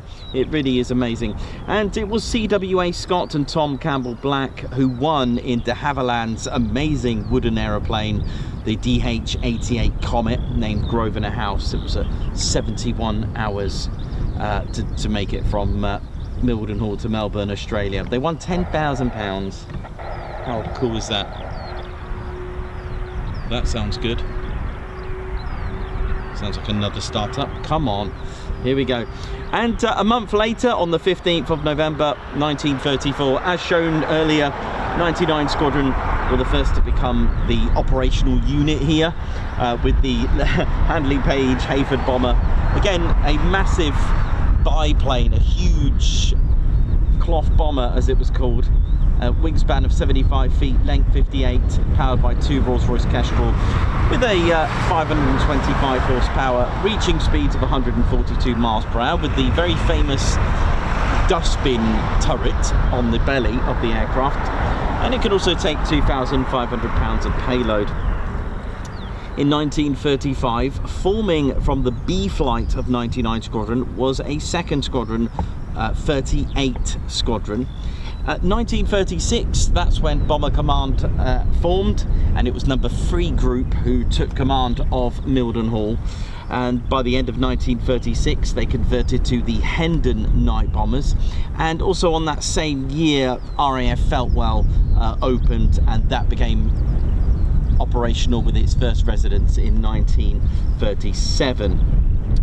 On that same year, B flight of 99 Squadron formed 149 Squadron, who in 1938, along with 99 Squadron, were now operating the Vickers Wellington bomber. So we had Vickers Wellingtons here, the legendary bomber, as shown quite a lot at Lakenheath, but I've always got time for the twin engine legend that is the Vickers Wellington bomber. There it is here now. Look at it there now. Beautiful. And it certainly was indeed, and was the RAF's most produced bomber of the Second World War, 11,461 or so. Made in 16 different variants as well, and a bit of a record breaker as opposed to LN514, the I believe in 1943. I think they set a world record to assemble and build a Wellington to beat 48 hours. They set themselves, because the record at the time was 48 hours. I don't know actually which bomber that was, but it was in America, 1943. And the Vickers factory at Broughton decided to set the target of 30 hours to beat it by 18. Well, they didn't just beat that, they actually assembled and built it in just 24 hours and got it flying, which was amazing. Look at it there now. Started off with Bristol Pegasus, had Merlins and a Mark II, didn't really suit it, so they went with the more powerful Bristol Hercules engines on later Mark IIIs and onwards, especially the Mark X. But this was the icon of Suffolk, Ely, Cambridgeshire, all around here. The Wellington was certainly the icon, even in Ely Cathedral, with the stained glass windows, the Wellington's depicted on several of the panels. It really was a beautiful, just basically a fantastic aircraft, with the main designer making the geodetic, very famous geodetic airframe. You can see those X's along there. These are kind of like trying to depict it. Very clever design, again by Dr. Barnes Wallis, a bit like the lattice you can see on this fence here. It was done that way so you can stress the skin, make it lighter, make it easy to repair, and it could take some serious damage and get repaired. But a lot of factories that were building them under license were a little bit confused. It looked complicated, but Dr. Barnes Wallis supplied them with a diagram and instructions of how to build it. But there we go, an absolute legend of an aircraft. And I have been studying quite a bit lately with 149 Squadron, which on our next Lakenheath show I will give you a full tour of that. And literally on the first day of the war, on the that it was declared on the 3rd of September 1939, just 6 hours into the early hours, the 3 Wellingtons of 149 took off for a raid to bomb German battleships in Kiel. Early 1939, again, early 1940s, Lakenheath was built as a decoy airfield for Mildenhall to protect it. So they made a fake decoy airfield with fake Wellingtons across the road. It was a Q site to protect Mildenhall from night attacks, and it was established as a decoy airfield all the way as early as January the 18th that I could find. And on that day, 149 took off for their first ever night bombing mission. 1941, Lakenheath was constructed and actually used and made into a real functioning station, and that was in 1941. It was a satellite station, so it was commanded by Mildenhall. Also, Mildenhall had 2 more satellite stations, Tuddenham and Newmarket Heath as well. 1941, 149 transitioned to the short Stirling bombers. We also had 419 Royal Canadian Air Force Squadron activate here at Mildenhall. That was on the 15th of December 1941. We do have, it's always nice for me to mention these squadrons, by the way. We do have a lot of viewers that have their relations that have go, oh, that was my great-granddad or my granddad or my uncle, or whichever relation. It's really fantastic. When I mention all the squadrons, it really is fantastic to hear that. On the 31st of May 1942, so basically yesterday, 1942, 18 Wellingtons of 419 and 17 of 149 took part in the 1,000 bomber raid. It was 1,049 in total, and 599 of these Wellingtons were actually taking part in that. I can hear more startups, you know. Are we just going to get one massive send-off? 1942, 75 Squadron replaced 419, and 115 Squadron arrived. 15 Squadron arrived in Horsa gliders as well. We also had them here for a very short period of time. The Royal Air Force Maintenance Unit put the Horsa gliders for storage by 25 Glider Maintenance Squadron, and eventually they departed for the Mediterranean in March 1944. 622 Bomber Squadron as well activated from Sea Flight of 15 Squadron. That was in 10th of August 1943. November 1943 we saw Lancasters arrive here. We also had Halifaxes here at RAF Mildenhall. And on D-Day, 35 Lancasters of 15 Squadron and 622 Squadron took off and hit and raided the Atlantic Wall. Plus the day after they carried out more raids. December 1945, after the war, we even had B-17s here, along with the Lincoln, the Avro Lincoln bomber. And the idea, they were supposed to set up an OCU for the Lincoln. It didn't quite work out, because I believe, from what I've been reading, that the Lincoln kind of came out a bit too late, which is probably why the Royal Air Force decided to lease Boeing Washingtons, which were B-29s. It was quite interesting. And the aerodrome closed between 47 and 1948 for runway upgrades. That's kind of like the World War II history for the station, but of course it has a lot more to go than that, which will give you an update in just a moment. Because of course, from the legendary SR-71 that was here as well, we had a lot of aircraft here. The U-2, Detachment 4. It's seen quite a lot of history here.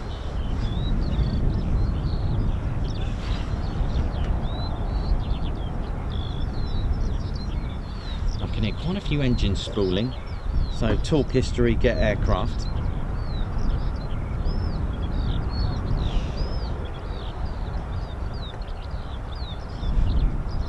Hello. Oh, hi. Good, and you? Oh, bless your heart. Is that for me, is it? Yeah. Yeah, that was either from Tim or Simon. Oh, wow, thank you. I'll tell him thank you. Oh, bless your heart. Thank you. Thank you. Bye-bye. Cheers, man. Bless.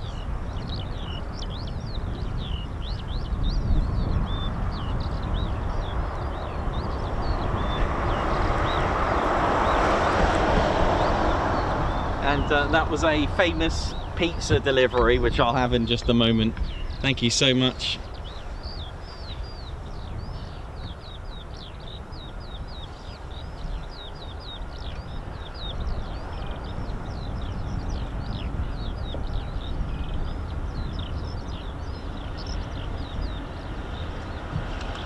So once the runways were upgraded, of course, we're now entering to the 1950s with the Cold War and the presence of Strategic Air Command as well.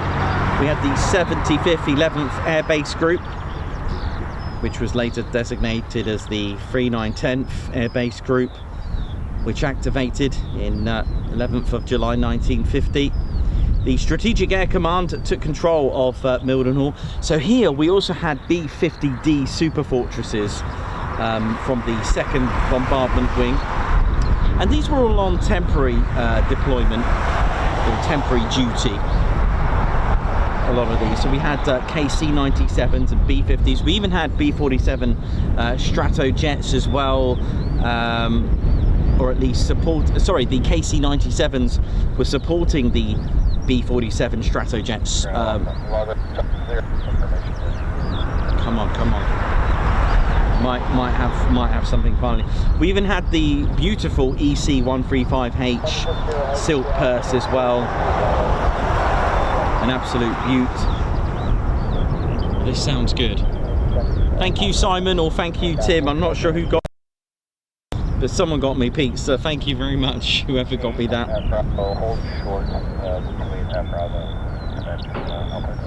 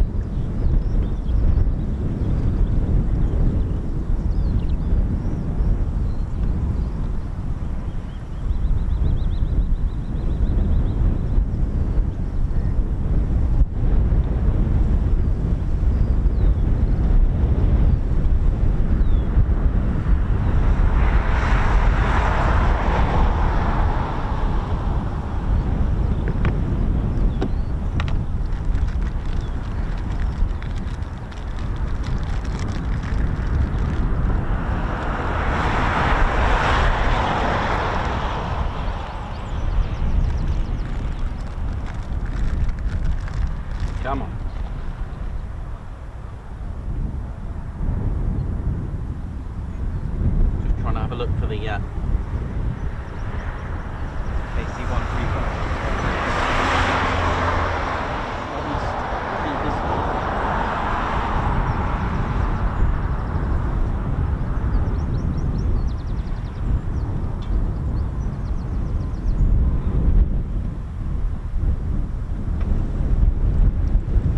As soon as I've got a visual on it, I'll Pan it over.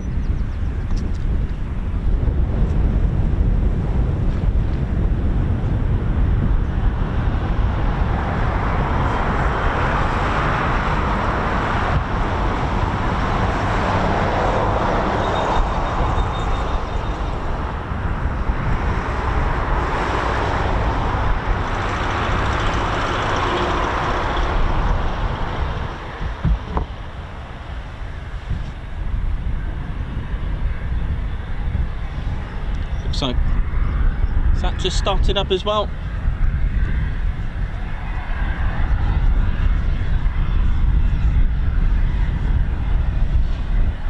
Is that flashy or was that?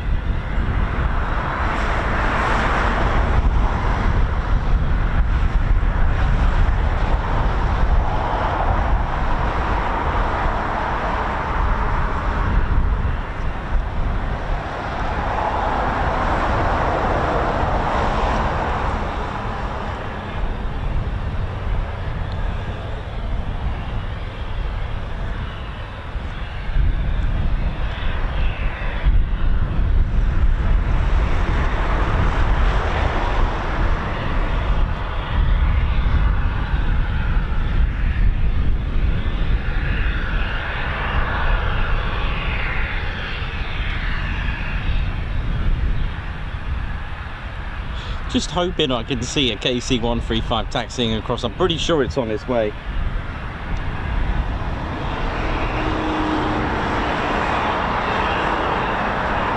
I even thought I'd seen a bit of flashy on this, but that's disappeared. Something else is fired up. At the moment it's just flexing Monday.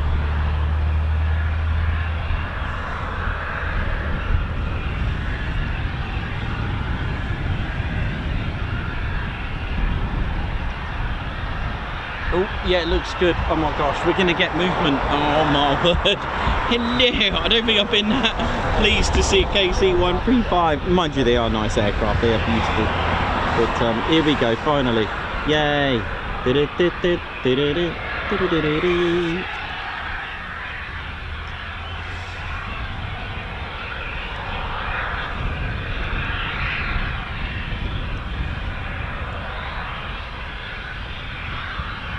You can just about make out, obviously if you know it was there, the square D there. Let me just get my foot in, okay.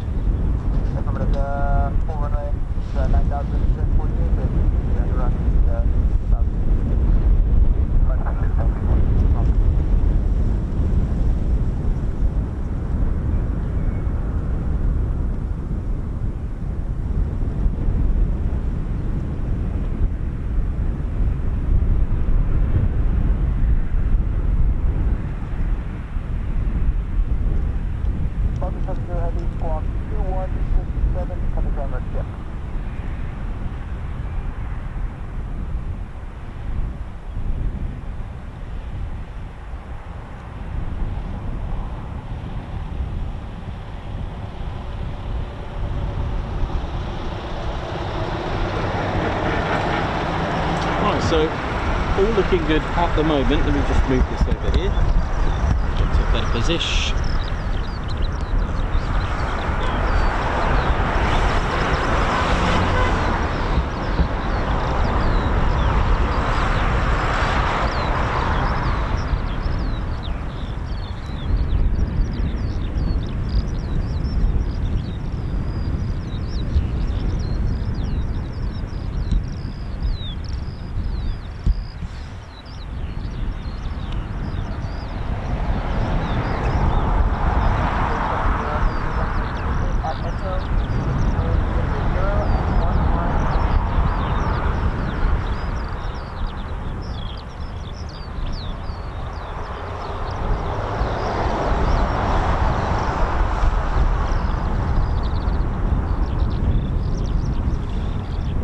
Lovely CFM Internationals, F108s, 20,600 pounds of thrusts. Oh yeah. Right, let's go. And that's 4 of them.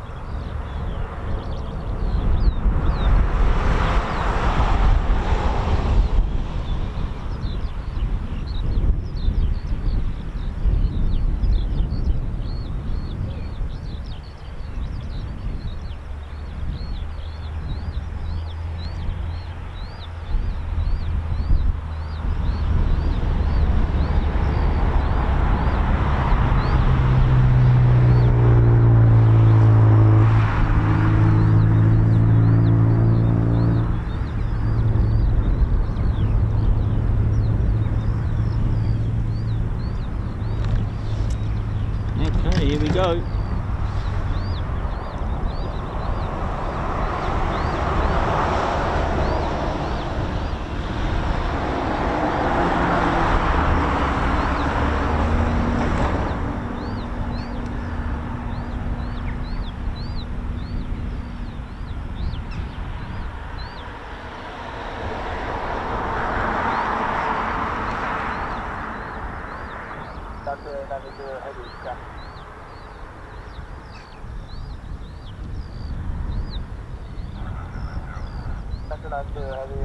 For your flight plan, I'm always seeing a vortex.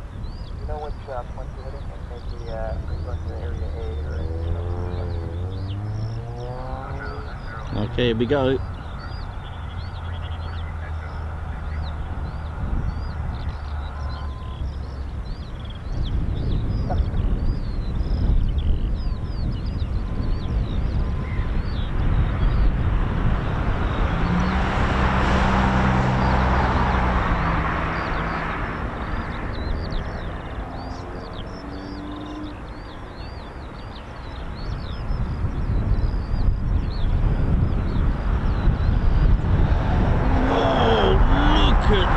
Crosswind takeoff. Oh!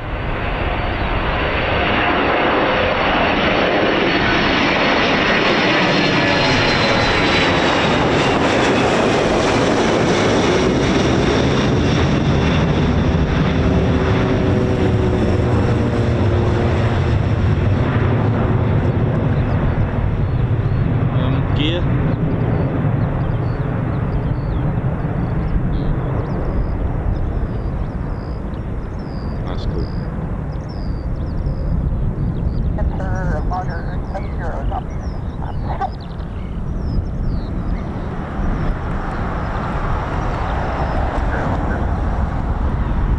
So it's also equipped on the wings there a Mark 82 refueling pod, which allows for drogue and probe method of refueling. So additional points to look at that. God, that was a mighty takeoff. I'll tell you what, that was worth waiting for, wasn't it? Yeah.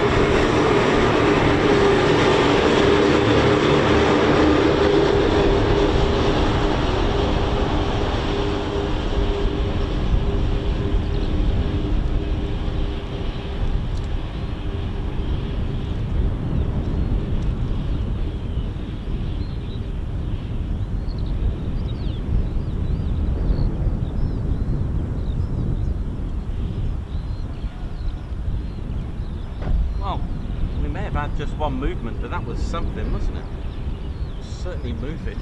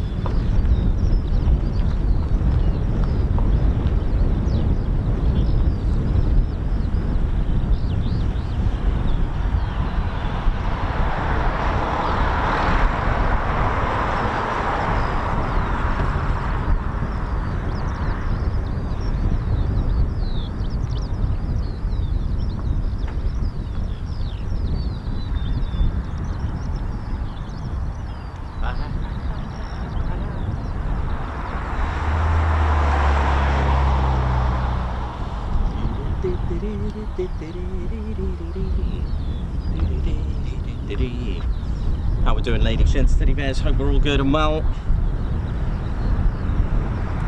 It's well, it's been a bit been a bit frustrating today in some ways, but probably not as much as frustrating for the crew of the KC-46 there.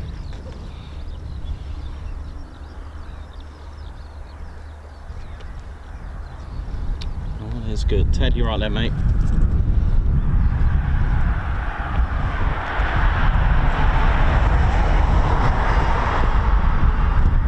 Ted's just enjoying the views, to be honest, enjoying that nice cool breeze. It is a lot cooler, isn't it? I don't know what you're doing now, mate, but you're certainly having a good time over there, I can tell you that much.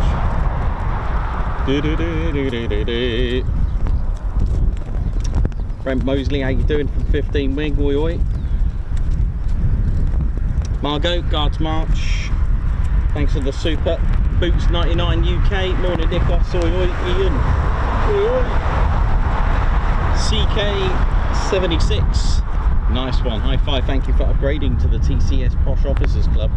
Air Godzilla, thanks for joining our 1 month anniversary there, first month for the new time. Got my last post. Oh, did you have some form of issue on your account? Was that the one? I can't remember that, but I remember something. Hope we're all good and well. The Flying Duke, high five, Guards March, thank you for gifting a Ted Coningsby membership. But yeah, I'll have a look at that Air Godzilla. I do recall you saying something, because I remember you being a member before.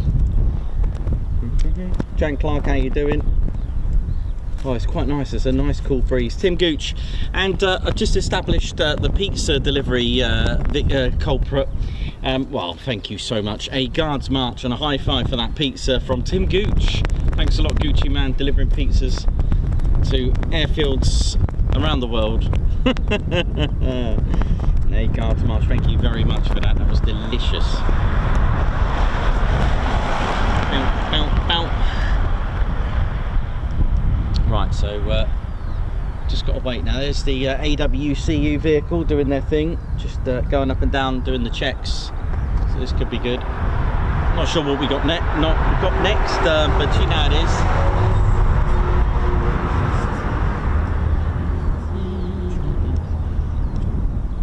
Don't know when we'll see these next, but hey, you know, it's going to be a day we'll see them.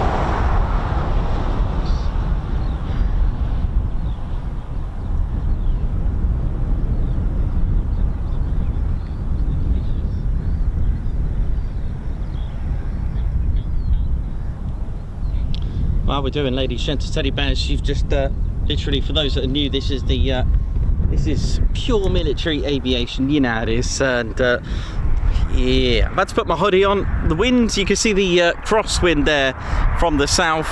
It's causing a few issues to hair. How we doing? My name's Nikos, I'm your cameraman, historian and commentator. Oh, this week could be a bit of a funny one, but you know, notification bell button on and you'll be able to be notified usually the night before. So yeah, hopefully we'll give you a little bit of a mix than usual, but we'll see what happens. We'll see what happens. You'll notice tonight when I put the next schedule for the next stream. Cool. So yeah, hopefully everyone's all good and well, and I hope you're enjoying it. I know we've only had one movement, but my goodness me, was that some savage movement, wasn't it? With that crosswind, that was pretty impressive, wasn't it? For those who don't know, crosswind is where the wind is not going on your tail or on your nose. Okay. Of course, aircraft will. Hang on a minute. Let me just let's get our Wellington to do the example.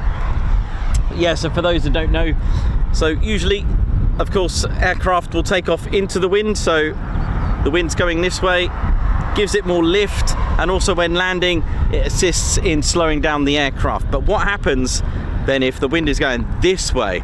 So if you think about it, maybe rowing a boat and you got the current pushing that way and you want to get to here, it's just going to push you away from where you need to go.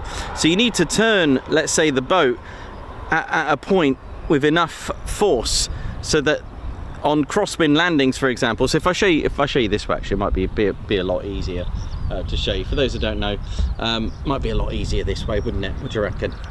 So yeah, so let's say the wind, I mean, of course, the wind is not going to naturally go down right down the runway. It might be at a point, but generally aircraft will take off into the wind. So even if it's coming from this direction, they will still use my pretend runway that I've got here now. But if it's really strong from this side, literally, if you imagine this was a boat, maybe I'll do it, actually, if I point it up a little bit more, it might be a lot easier, look. Yeah, so if this was the wind, or if this was the boat and the currents were really strong and you needed to go in a straight line, you're just going to get pushed along, okay? So what you need to do, you need to turn your aircraft, or your boat in this instance, although it'll be facing this way, okay? So this is the crab line, as it's called. So it appears that the aircraft is coming in sort of sideways, but it'll be enough to get you in a straight line because the force is going a little bit this way, even though you're pointing this way. All right, so I hope that made a little bit of sense what it entails. So obviously if the wind is blowing from this side, then the aircraft, you'll see that they'll tilt this way. Now usually landings is very, very challenging to get from your, to get down to the touchdown. Where takeoffs, it causes a little bit of an issue there. When you're going to take off, you are going to have to probably level your nose a little bit and do almost like a crab line.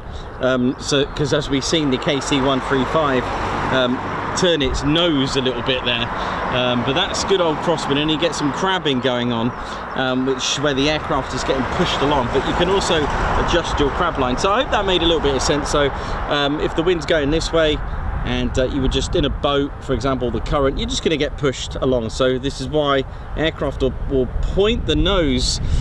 And obviously this includes how much power you're putting onto your aircraft as well. How much power, because obviously if you overpower it, you're going to end up going a little, you're going to end up going too much. But so that's why the nose usually points in the direction of the wind.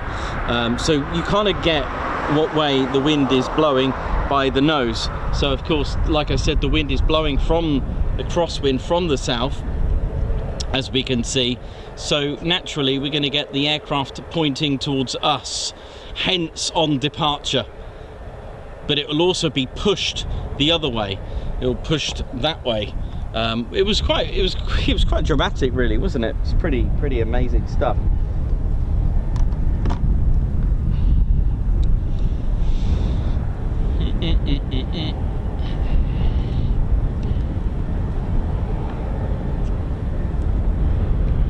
So yeah, it's a bit like I said with the boat, you'll need to steer into that current to get you there. It's a bit like swimming as well. If the current is strong and it's hitting you from the side, you ain't going to make your point A to B back onto shore if you just carry it on. So you end up swimming into the current a bit with a bit more power. It's a little bit like that. Right, I can hear things starting up.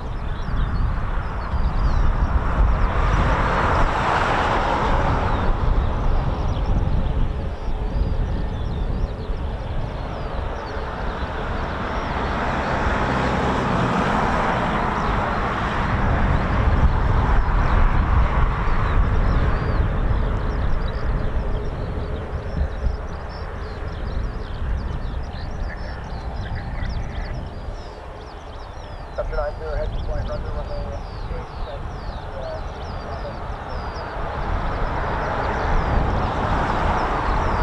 Okay, so we've got another aircraft taxiing out, yay!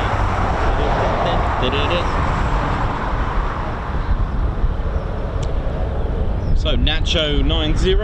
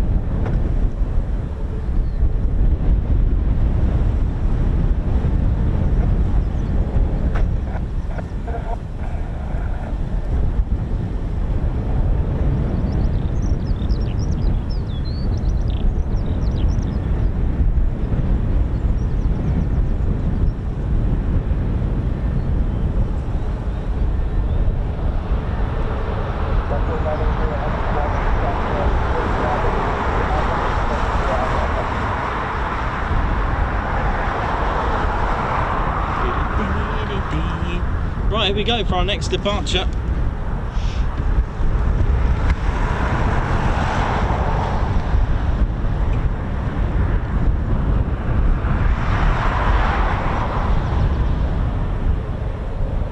It's another 100th Air Refueling wing. Oh yeah.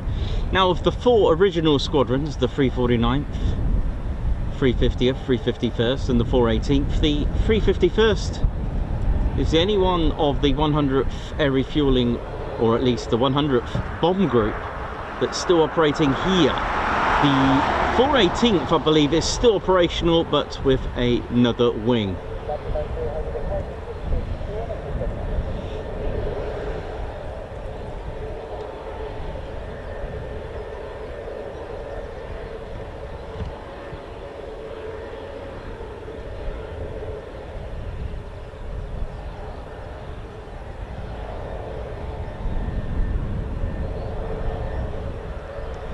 Wondering if I can get a bit closer actually. If I move, so I want to try something silly now. I might be able to get a little bit closer, but is that 2? Looks like we got 2. Yeah, look at this.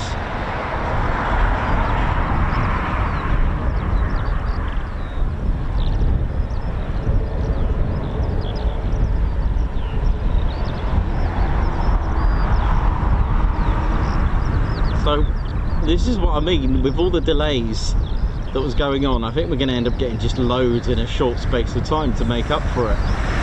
We have said an average of 1 hour. Now that could be a 3-hour wait, which it has been, and we're about to get 3. So that's my average for here.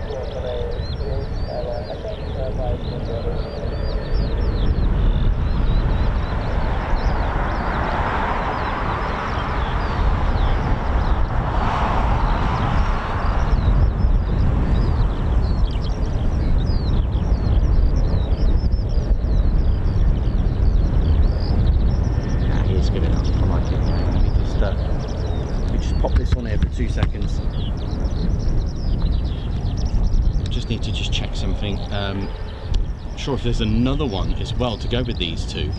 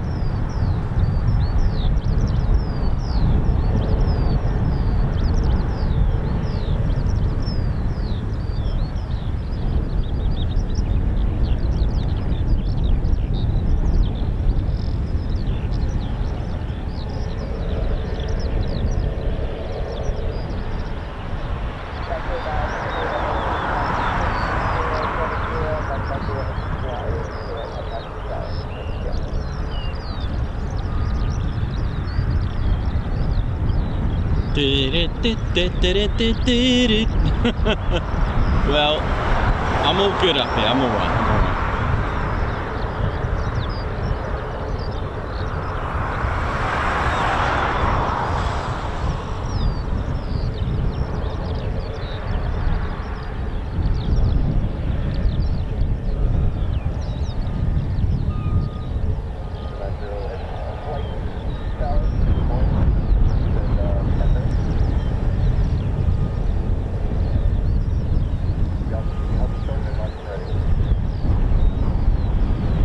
So you can see 2 KC-135s. They are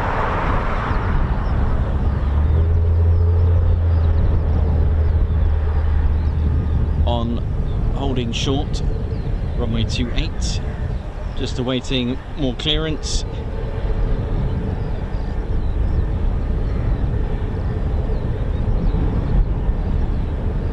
Oh yeah.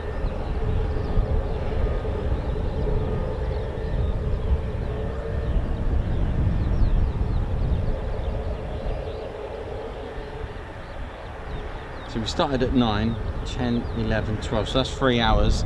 Here's 3.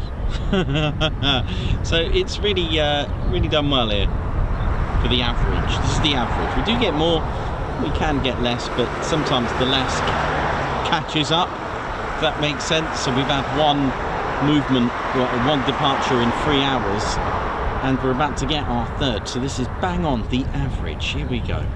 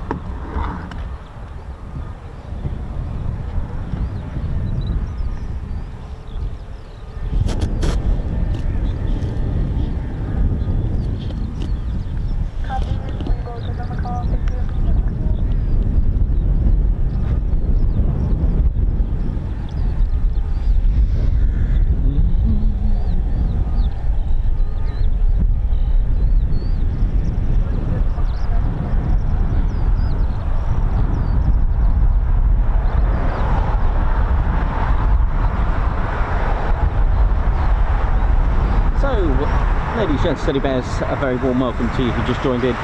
We're tuned in, and you're tuned in from the Nook campsite here at Mildenhall. This is a campsite, also known as John's Field. Now, you don't have to be a patron to come and view aircraft, but there is a fee for plane spotting, and do you know what, that's really good, because I know there are some campsites that don't allow just for like a park and view. It's £2 per person, I repeat, per person, not per vehicle. It is £2 per person. It's pay on arrival. As you get in, there's a gate and you pay there, so please make sure you follow procedure. There are opening and closing times dedicated for spotting, but of course, if you want to have a camping adventure, whether it be a tent, motorhome, caravan, then this is the campsite, the Nook. It's called the Nook campsite, and there's a massive field just for spotting. There's even the trailer, which you probably caught sight of, that you can have a better raised view. It is chain link fence, so you can just see through it, or you can stand quite far back. But again, the field now behind me, as in, sorry, I said that as though it's a part, like a new thing. The field behind me right now, the way I'm turning the camera around, that's farmer's land. That is extremely out of bounds. So basically you go down the little track after your payment and you turn right, and that's the designated field. You can't walk onto the farmer's field. It won't be it won't be very nice if you did that, so please avoid that if you are coming here. So a big shout out to John, thank you very much for having this, because I think it's brilliant. If you remember, we did have an alternative where the buses, that's kind of closed off now. It's out of bounds. So, but here's good. I mean, £2 all day. Like I said, when I say all day, I do mean it's subject to a closing time. It does change. It's not always the same times, but of course in the winter I think it's like 1600 local. Obviously it gets dark, and the site does close in torrential rain, because obviously the vehicles will damage it. You can drive onto the field, but of course when it gets really bad weather with torrential rain, this will be shut off due to protect the field, because it can get completely trashed.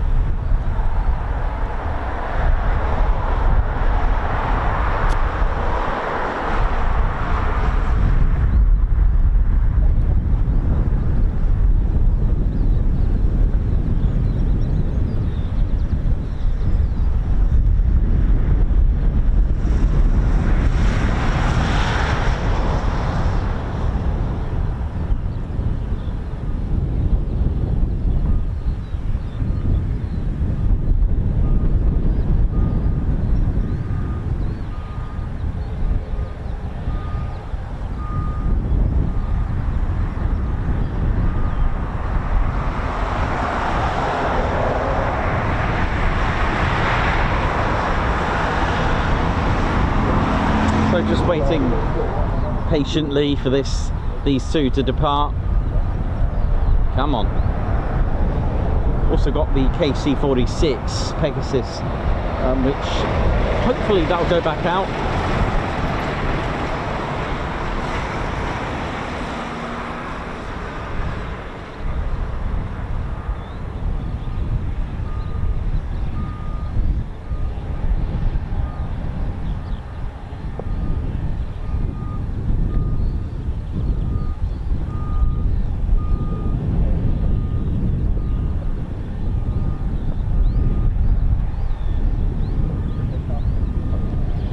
Clear for takeoff, here we go. Change to departure.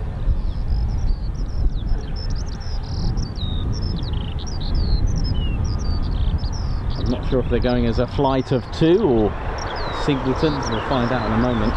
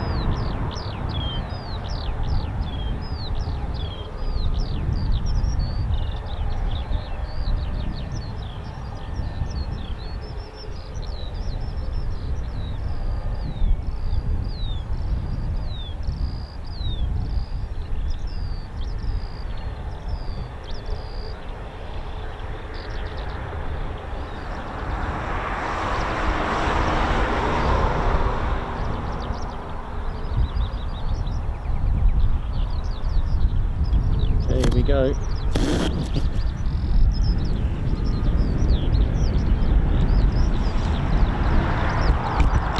grab the cam.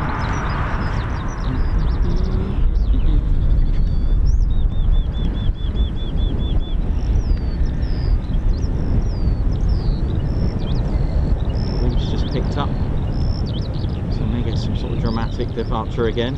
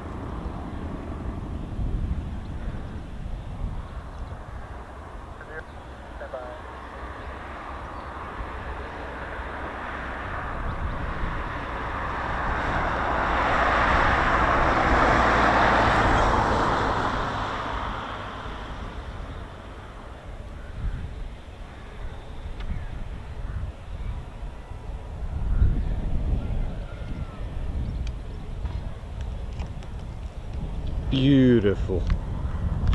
Well, wasn't that just quite a beautiful image with the two there? That was a wonderful shot, if I say so myself.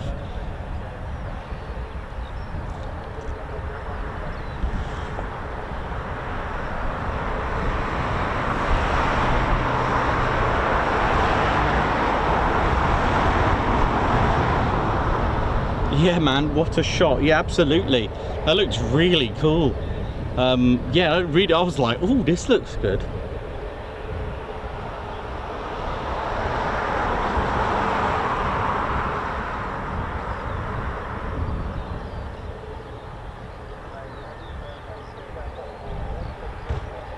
That was a good shot. I really did enjoy that. It was absolutely brilliant.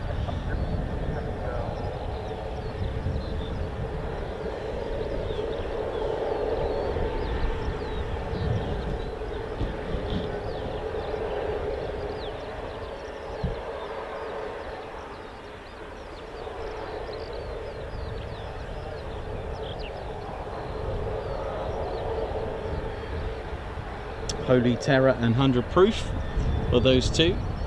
That was worth a 3-hour wait, wasn't It was, wasn't it? It was really. Did you get a nice shot of them together? Yes. It was really good. Yeah, I'll send them to you tonight. Yeah, I was a bit shocked what I seen through the lens. I was like, that looks quite good. Yeah. Looks really nice. That second one, he's getting quite a bit of weight to it. Yeah, it was good. Yeah, we like all that. Yeah, actually, all three of those departures. That first one, did you see the that crabbing? That was pretty impressive. Yeah, it's it's just all at once now, and hopefully that KC will go out 146. It's showing on the radar again. So Oh, okay. Yeah, I had some chit chat with them, so yeah. My going to run out backwards soon. Oh no.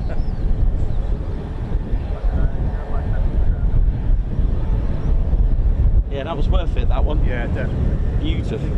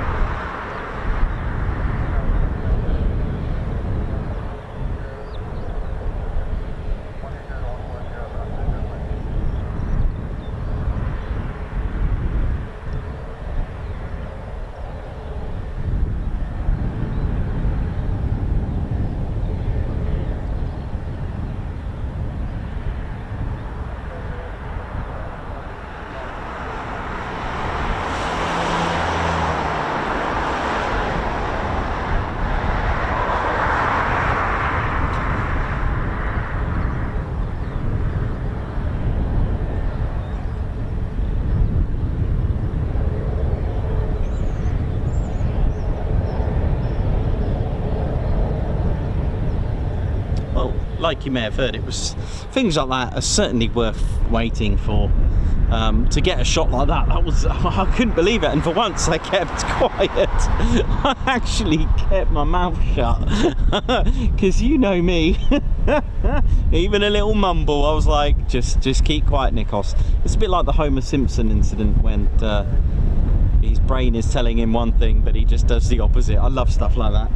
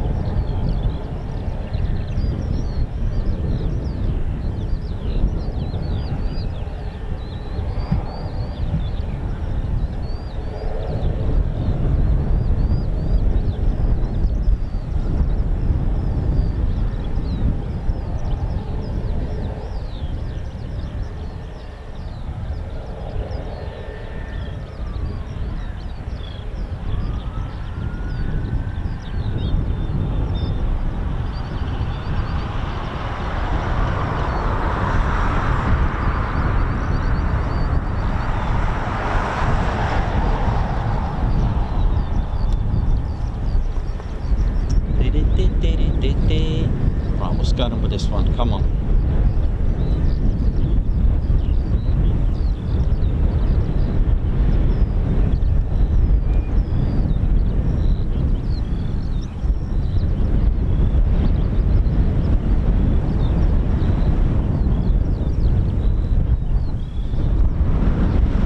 Oh, that wind has absolutely picked up.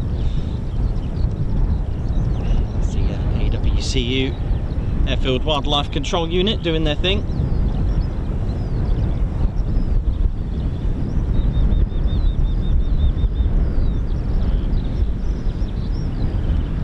Well, thanks to everyone who's tuned in today and supported the channel. So we've got a KC on the Ted Coningsby channel. Do subscribe. We're heading for 132,000 subscribers now, and of course many of you would have spotted that we've got our Cosford stream up ready to go. We are the official broadcaster for the Royal Air Force Cosford.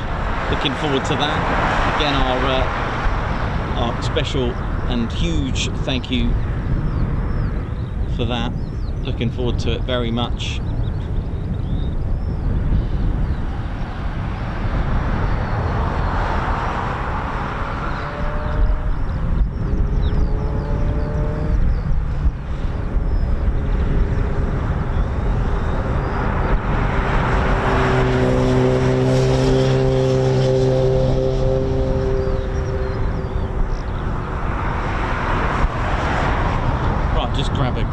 While I can,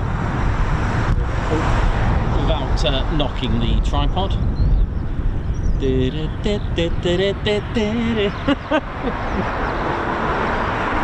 dear. The weather has actually deteriorated. I don't know what's going on, but it's cooler, I'll give it that. It's just there's never an in-between, is there? Why is there never like an in-between? It's either hot or freezing. Never an in-between. I suppose we're never happy, but I just, you know, I'm just going to shut up and have a cup of tea. There you go.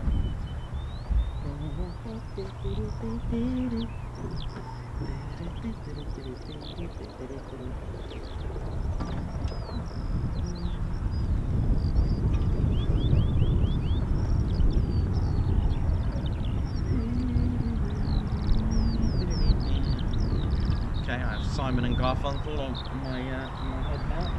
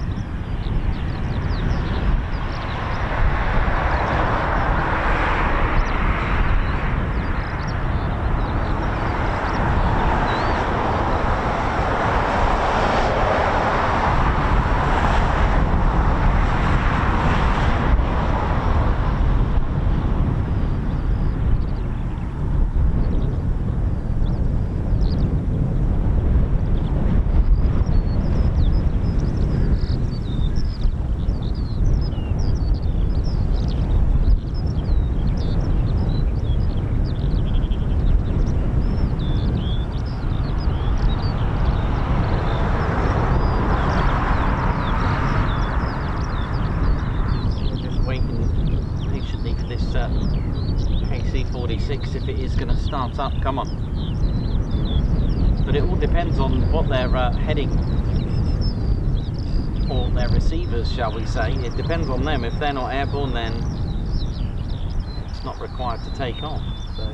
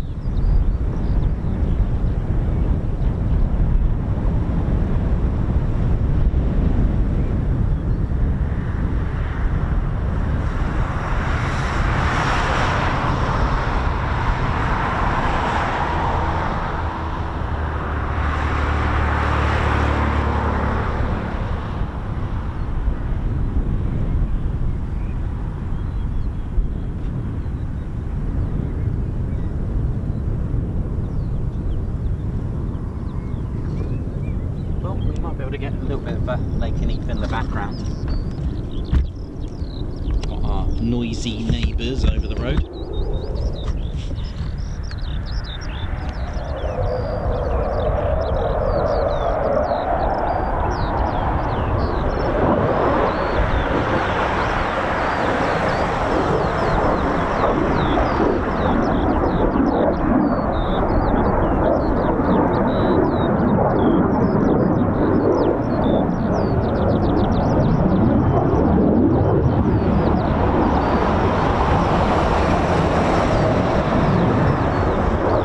See the EOTs there, did you just see that? Underneath the nose there, the EOTs look pretty gleaming.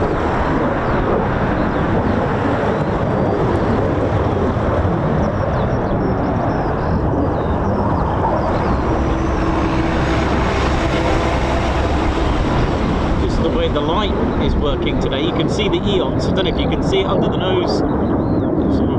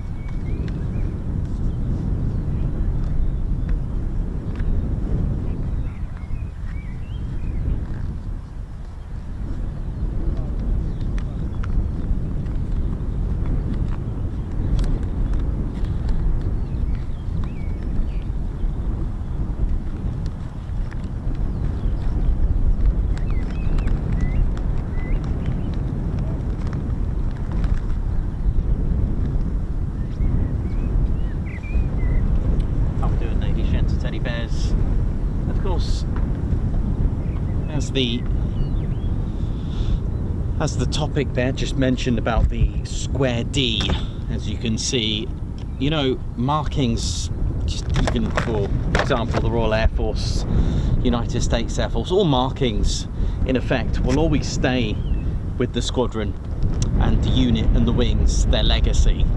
It's the difference here being that the square D is in honour and used operationally by the 100th Air Refueling Wing. Their lineage was indeed the 100th Bomb Group. That is their history, that is their lineage, or lineage as they say, but you know me, I like to get things like that wrong because it's all yeah, you know it is, isn't it? You know it is.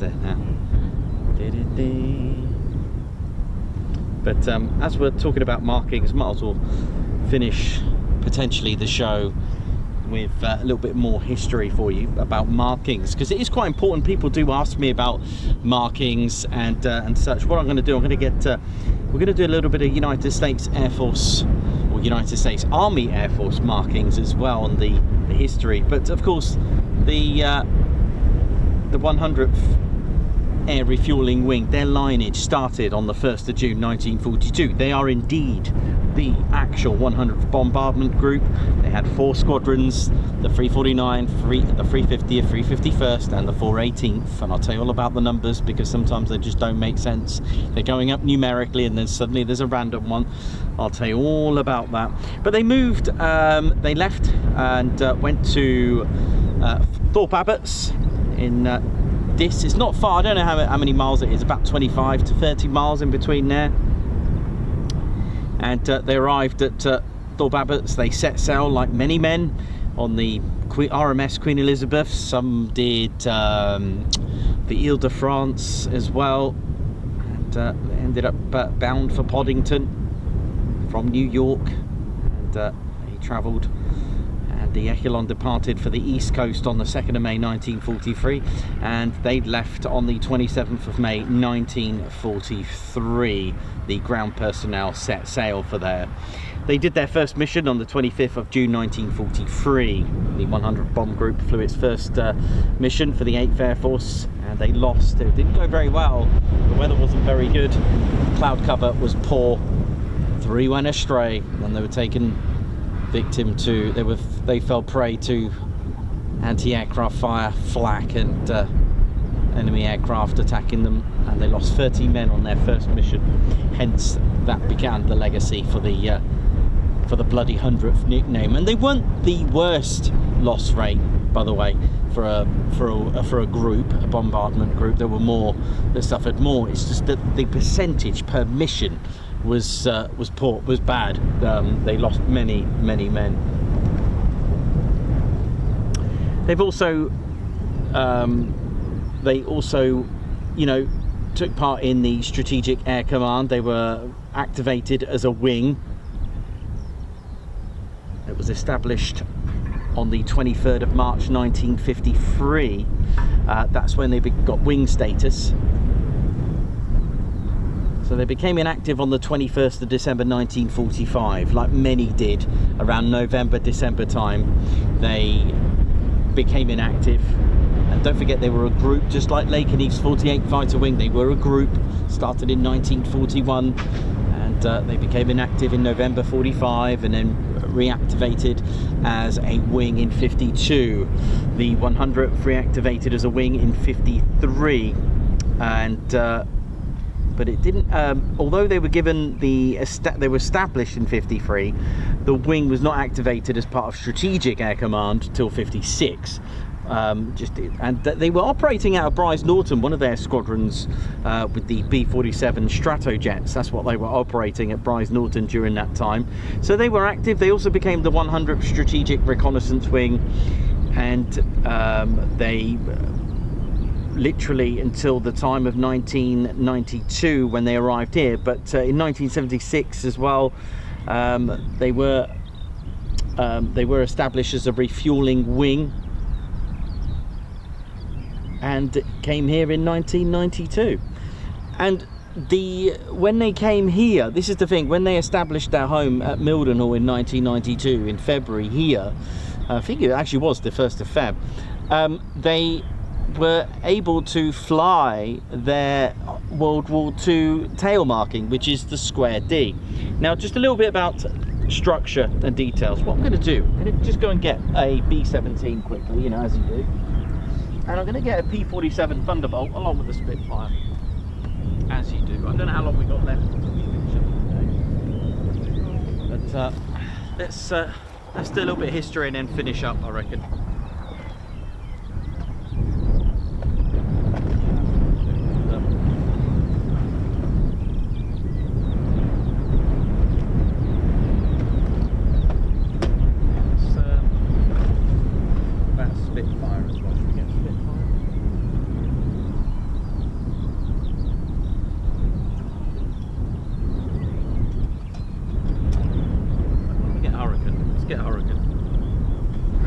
Use a Hurricane today, why not? Let's talk, we'll do a little bit of history, and then if I finish up and there's no further movement, we'll Ted and I will probably finish up for the day, why not? Right.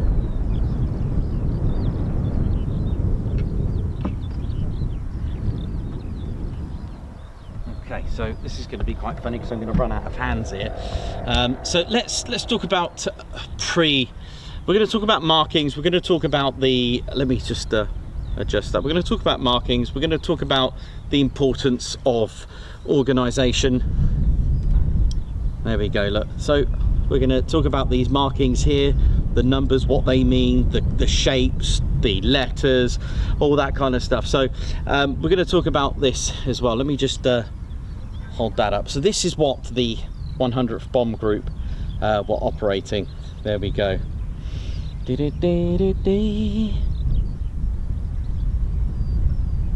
So this, of course, many of you recognise as the Memphis Belle markings on there. How good is that?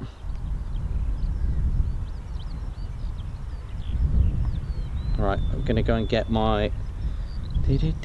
So, here we go. Right. I've got everything I need, just hopefully the wind doesn't blow that. Right, so we're going to talk a little bit about markings, we're going to talk about the effectiveness.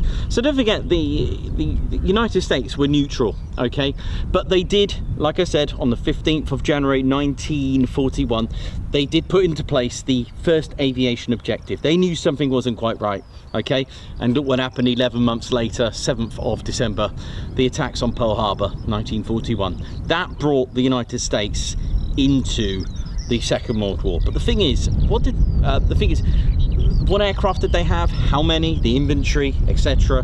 The European theatre of operations, North Africa, the Pacific. This was World War II. Now, the decision was made of how important markings can be to get into formation with other bomb groups, because formation flying, especially being a B-17, was extremely important for a defence, hence the name Flying Fortress. In fact, the name Flying Fortress was actually given by a reporter, and Boeing thought, oh, we'll have that is good. It was called, he nicknamed it, gosh, that looks like a flying fortress. It was called that because the amount of guns that it had, and yes, it did have a lot of guns. So it was, actually I'll have to do a little bit of research on who decided on the markings there, but you can see this is obviously markings as well that's used by our very own Sally B as well, except with the missing engine. Oh gosh, I should know this. I think engine 3 in honor of Ted White, hey. So yes, so that's that. So basically the DF that you can see, the Delta Foxtrot, that is the representing the squadron, okay. And let me just that's the squadron, and it belonged to the 91st Bomb Group, okay. The squadron itself was the 324th. They still had a 2-digit system for the squadron, so in this instance it was the 324th. All right, so you got the 324th there, and you can tell because of these markings here. This letter here A to Z was the flight. These numbers here, that's the serial number. And actually, I'll have to get one with a marking for you. But they added 3 different shapes, and I'm going to show you in just a moment how that all worked. Okay, and I'm going to show you the importance of how this could be very effective when you're getting into formation flying. So let's have a look. Right, let's have a little looky here of what happened here. So the 8th Air Force, and this is just for the 8th Air Force because things were a little bit different. There was also the 15th, the 12th, the 9th Air Force, and of course the mighty 8th. Now let's have a look at the structure, and if this goes over your head, do not worry. Now, if you have to remember that the structure is sort of still there, all right, with the 48 fighter wing. I'm going to use them as an example, okay? In fact, if you look over here, before I go into detail, didn't I mention that these CV-22 Ospreys are part of a wing, the 352nd Special Operations Wing. Now in that wing, you're going to get loads of trades, okay? You're going to get all sorts of different trades of that wing. Now, the group that flies is the 752nd, and in that group you've got a squadron, which is the 7th. All right, there's also the 67th, but they fly the MC-130J and the C-146. Okay, so a wing is a whole thing, it's a whole massive structure. And if I break this down into this might make a little bit of more sense because it is a historical structure. You've got the 8th Air Force, okay? Now, the 8th Air Force was split into 3 divisions, okay? Below that, you've got the wings, which is pretty much what we've got today. You've got the 100th, you've got the 48th, you've got the 352nd. And then in the wings, you've got the groups, okay, which again we have today, the 48th Operations Group, okay. But here, okay, I'm going to show you this. It comprised of 3 air divisions, and in those 3 air divisions, they comprised of 12 to 15 bomb wings, and they comprised of 34 to 45 groups with 140 to 180 bomb squadrons. That's how many the 8th Air Force potentially had, 180 bombardment squadrons. Aircraft, 2.5k to 3.2k per aircraft, and if you imagine 10 per crew, that's 25,000 to 32,000 per crew. I hope that makes sense a little bit, but don't worry about this part here. It's the shapes we're going to go and look into now. So the 1st Air Division had a triangle on their bombers, okay? That's right, they're bombers. They had a triangle because fighter groups had another system, colors, shapes and lines, literally. So the triangle was the 1st Air Division, okay? The circle, usually on the B-24s, was the 2nd Air Division, and the square is the 3rd Air Division. Okay, hope that makes a bit more sense now, but you just have to learn them. There's no way of, there's no cryptics, you just have to learn them, okay? Now, each division has a wing. There we go. Those are the wings of the 1st Air Division. Those are the wings of the 2nd Air Division. And these are the wings of the 3rd Air Division. Right, I've put these shapes just for convenience to show you what it would look like. Otherwise, it would look a little bit boring. Okay, now, if we look at the wings, okay, so we've gone from the Air Force to the divisions, now to the wings. Let's see what's going on here. Let's have a little look at the wings. Here we go. Okay, so there's the 1st wing and its groups. There's the 40th wing and its groups. There's the 41st and its groups. There's the 94th. Okay, so I've kept them in their little columns, look, just for convenience. It's taken a long time.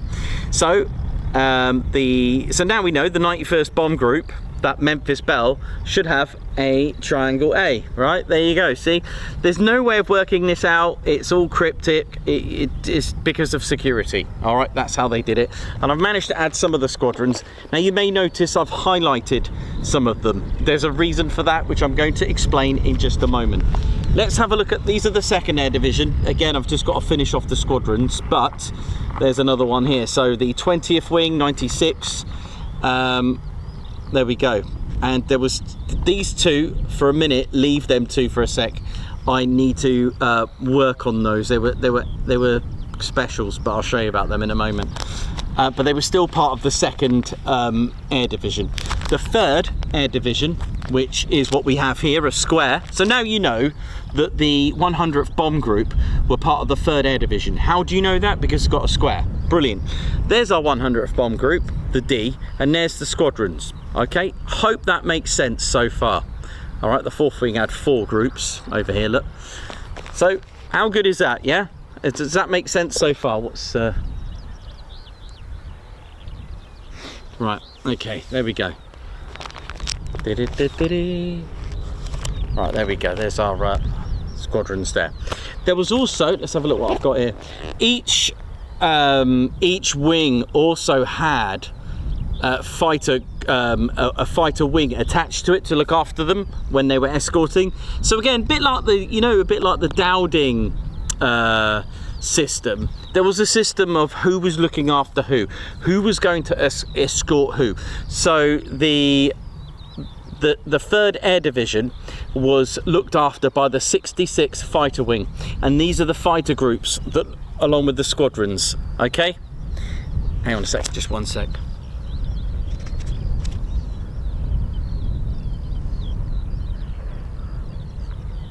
Right, that's better. That's the 3rd Air Division, and the 2nd Air Division were looked after by the 65th Wing. The 1st Air Division were looked after by the 67th Fighter Wing. So does that make sense so far? I hope you're with me, and I hope that's okay so far, all right? There was also specials. Now I mentioned specials. Who were they and what were they doing? Yes, these are specials. They didn't belong to a division. They were part of the 8th Air Force, the 406th Bomb Squadron. They were secret. They were part of the OSS. Now they became the CIA, by the way. The Gremlins of the 36th Bomb Squadron, they took care of like all, they were causing havoc with electronic countermeasures. You've also got the 422nd Bomb Squadron. Yes, the 8th Air Force had a Pathfinder force which was looked after and operated by the 482nd Bomb Group. Okay, they would have had a P. You know when you see brackets H, that stood for heavy, M for medium, D for dive, L for light. Then you've got also a reconnaissance unit, the 25th Bomb Group. You've got the 652nd, the 653rd and the 654th. These two here, the 653rd, 654th, they were operating the Mosquito. I know, right? And they had red tails. How cool is that?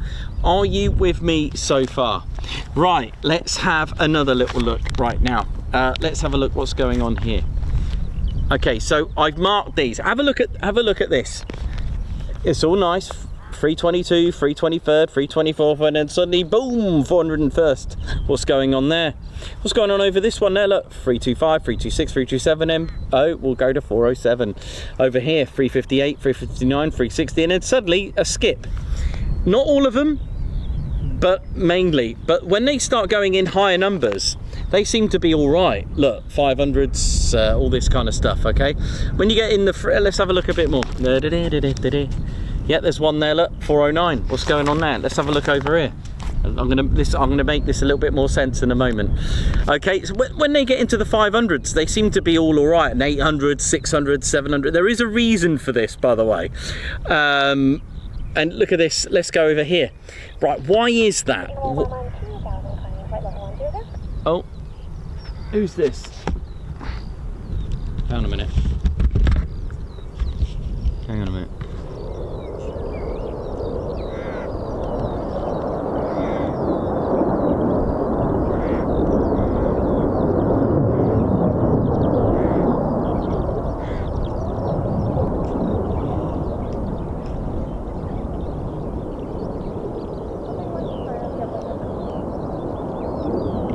It's the camo one.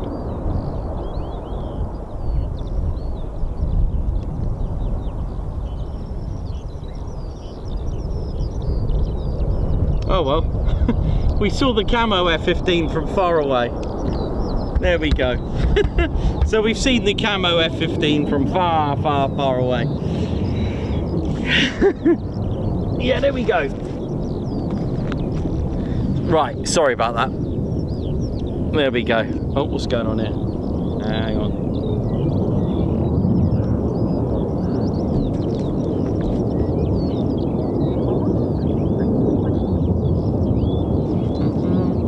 Okay, so there was a reason for that. If you remember the back at Lakenheath, I said to you that I mean, I'm gonna simplify this. I said to you that there were three. Lakenheath started off with 4 squadrons, right? The 492nd, 493rd, 494th, and the 495th. And if you remember, on the 1st of March 1944, they moved the 495th to the 407th bomb group, or fighter bomb group. The reason was, at the time, they were structuring groups to have 3, okay?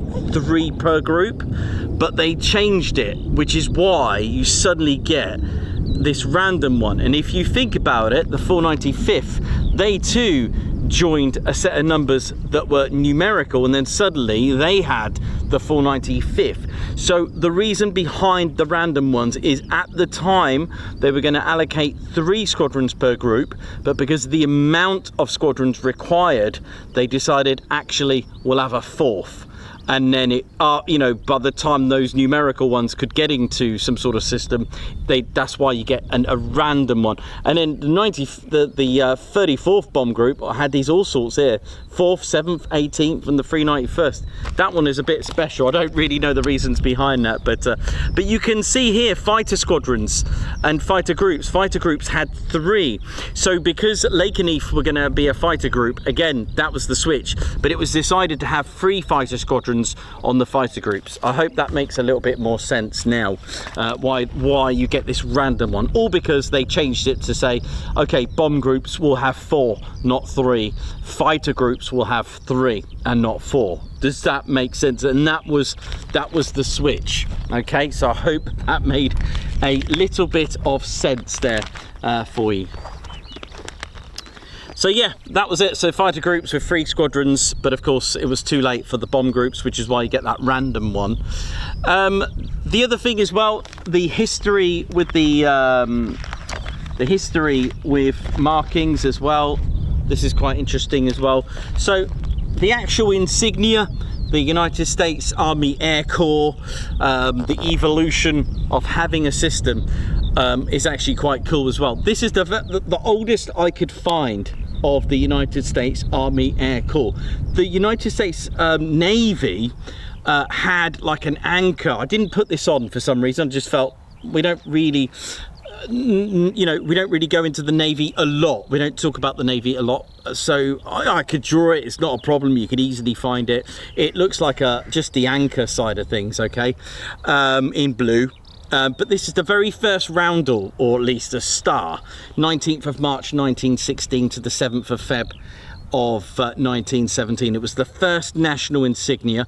You can see it on the Curtiss JN3, the Jenny 1 Aero Squadron. Have a look at that. It's really, really cool. And the 95th Reconnaissance Squadron here with their various RCs, they have their 95th Aero Squadron. Have a look at that, and their JN3. It's beautiful. After the 1917 they decided, okay, it was a battle, they had to change the star for various reasons, and on the 17th of May 1917 they switched to a blue circle with a white pentagon or pentacle with a red meatball. All right, that was until the 8th of February 1918. They added a blue circle and white star and the large meatball. But now take note, these are not the same, by the way. These two may look the same, but they're not, and I'll explain in a moment. Notice how the meatball is touching the inside corners of the star, whereas here they're not, okay, and it's smaller. That's how you can tell the difference between the two.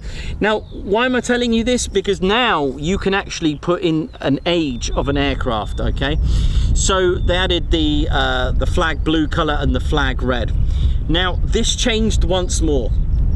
All right, for whichever reason, on the 8th of February 1918, you can see the example on the Newport until the 19th of August 1919. They did this to avoid confusion with the German cross, and you can see this on the 95th Aero Squadron with the Newport 28s. Okay, have a look at that.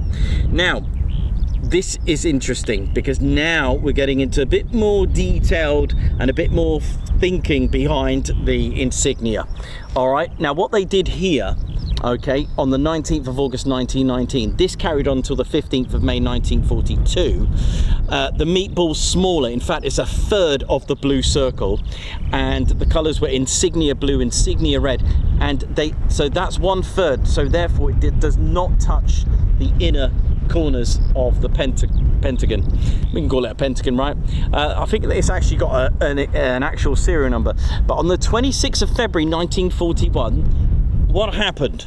Because one roundel was on the top left and on the bottom right of aircraft, but obviously on the sides. What happened with the with the two roundels? Did they run out of paint? Did they save money? Actually, in fairness, paint does save a lot of money because the amount of weight, but it was not. It was to save lives. Let's show you a quick example. So why did they do that? Let's have a look. Goodness me, look at the size difference between a Thunderbolt and a Hurricane. Goodness me, can you see that? That is, I mean, the wingspan's all right, but look at the size difference between the two. These are to scale. So there's a Hurricane here with two roundels just flying away. Let me just get a better position. There's our Hurricane. You can see the two roundels. Now, if you're an attacking aircraft, those two roundels are really playing with your eyes, whereas here comes our P-47. Your eyes are going to be fixed on that one roundel. Okay, and I think they've made a mistake on here. I'm pretty sure that's supposed to be under here, but never mind, whatever, we'll let that go. Maybe I'm wrong. But anyway, the idea behind this is that you are now going to confuse the brain. Okay, so if you have a look at our roundels, it's to cause a little bit of delay with the way the brain thinks. Our brains love symmetry, all right? And if they love symmetry, then you've already got a center, you've got a line of sight and a center target, which is the cockpit and the engine, the two worst places to be hit. And the thinking behind this, if you were to put one roundel, it would distract the attacker just to sort of aim on the wings a little bit more and just put them off. It was an idea of playing with the mind, and you know what? It stayed that way since 1941. How amazing! It's staying that way since then. So it's quite spectacular and even if you look at the United States Air Force aircraft, it's still that fashion today. It pretty is quite amazing. See you later, man. Yeah, so I'm gonna go get that Camo 15 coming back. Okay, mate, take care. There we go. So that's the reasons and thinking behind that, and that was added in 1941. Pretty cool.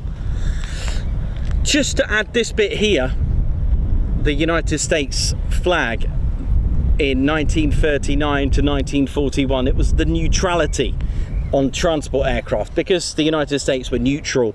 They didn't want a roundel to show it was military. I've also added this one here, the Civil Air Patrol. On the 1st of December 1941, the red propeller was later removed because of the Imperial Japan. But then on the 15th of May 1942, it was decided to do away with the red meatball. Why? One can only imagine that it was to stop the confusion of Japan, basically, and their red meatball, basically their red sun. So they got rid of the red, and they omitted that because they thought shapes are a lot more visible than colours. So they've omitted the red dot because of that. The meatball was removed. That was right up until 1943. You may also see this yellow border.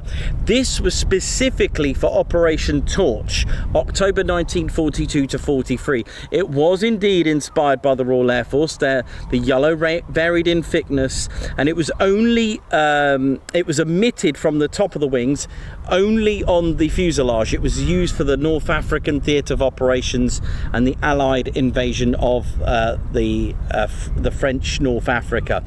And then after that, they started to add the bars, and that was from 1943. 28th of June, it was a red bar until the 14th of August 1943. They felt the bars added more visibility. But the red in the Pacific, this was omitted. All right, because on the 14th of August 1943, red disappeared, and that was until 1947. So this saw them right throughout the whole of the war. Red was removed completely, and the United States Navy, they actually had a lighter blue edge on their insignia. And then of course 14th of Jan 1947 to present, 9 months before the official US Air Force was formed, the classic red bar that goes right through, look, in there. Here's an interesting one. In 1973, you may see some F-15s, the Compass Ghost scheme. They actually omitted the blue bar, so you just get this white bar with a red line through there, but no blue outline, which is pretty cool. So there you go, a bit of markings for you there, and hope you enjoyed that. There we go.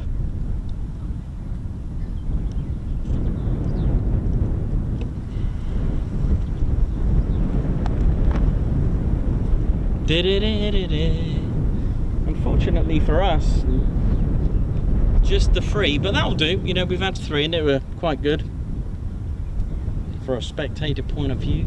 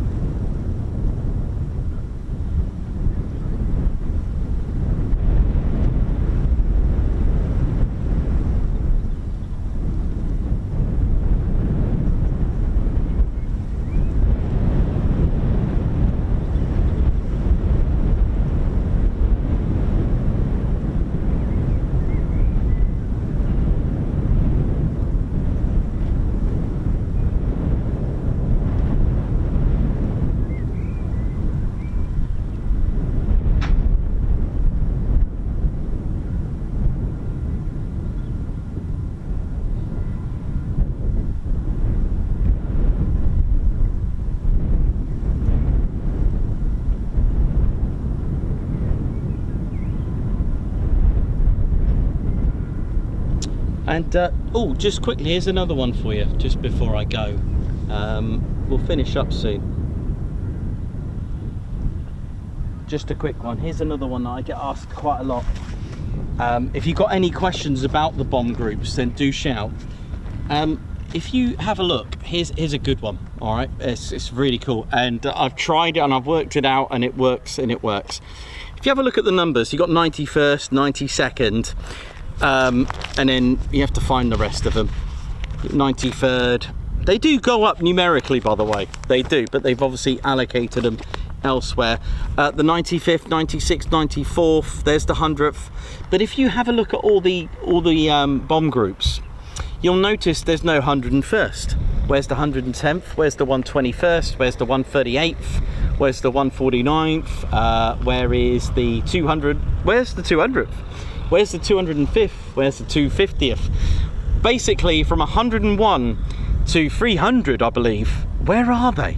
And there's a good reason for that, because when they were structuring, this is quite a good bit of info for you, a nice little takeaway for you, because when they were structuring the wings and the groups, okay, they allocated the 101st to the 300th, if I remember. They allocated them to Air National Guards and reserves. And if you look at all the Air National Guards with the KC-135s, for example, they all begin with the 100 and something. Hey, check that out. Hey, the 148, 149, 150, 151, 152. I hope you like that. And that's the reason why. So they kind of skipped. It went from the 100th bomb group to the 301st. Just like that. Hey, do you like that little bit of takeaway for you? I thought you might like that one. There's stuff that I keep forgetting to add, and I'll just throw it in, because I don't rehearse any of this. I just didn't even plan for that, but there we go. And there we go, the legacy lives on with the 100th bomb group as the 100th Air Refueling Wing.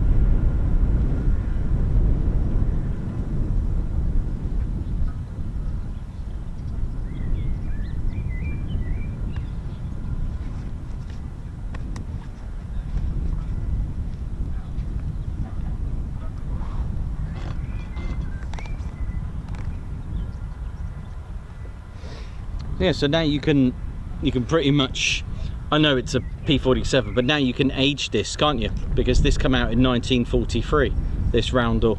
Pretty cool. Bobby, I'm not quite sure, just rephrase that, I'm not quite sure what you mean about the markings underneath are different. Just talk to me a little bit about that. Do you mean hang on a minute, do you mean Y plain on the bottom and camo on the top? Do you mean something like that, or just let me know? I mean, you'll notice straight away that the roundels here are different, and here they're completely different. So it's, you know, in the end, and these yellow markings to identify friend and foe, actually, do you know what? I've seen aircraft come at me with, well, not, you know, not in an interrogative way, not in a threatening way. They do actually look quite, you know, from just the naked eye, as they say. That yellow, I know it may not look a lot, but it actually does, and it is effective. You can actually see the yellow lines here, but there was a structure to do with the bottoms of the planes, and I think for night fighters they omitted the white as well. They were very, very strict, and especially with yellow, they didn't have, as far as I know, they didn't have yellow outline. I mean, again, that's for visibility, but on the US Star insignia, that was for Operation Torch, if you ever see that. But they were quite strict, and not to have yellow. Night fighters had to omit the white. Obviously it's to do with defense, and you want to be picked out by your own to not be shot as well. But just let me know on that one.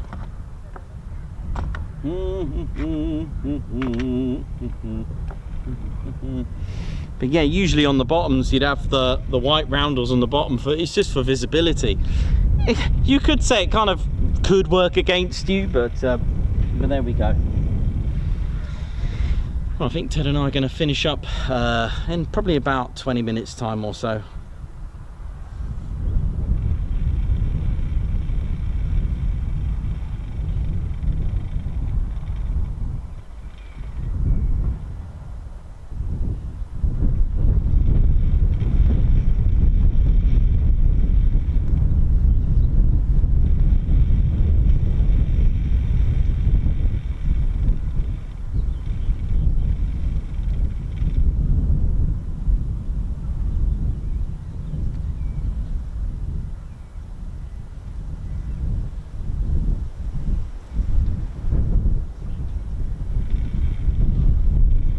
Oh, glad you put that. Yeah, okay, so to do with the roundels, okay. So it's basically a balance of camouflage and identification. So top wings used a more of a low visibility markings, lacking the white to avoid detection from above, but bottom wings used for high visibility, designed to aid the ground troops and friendly pilots below.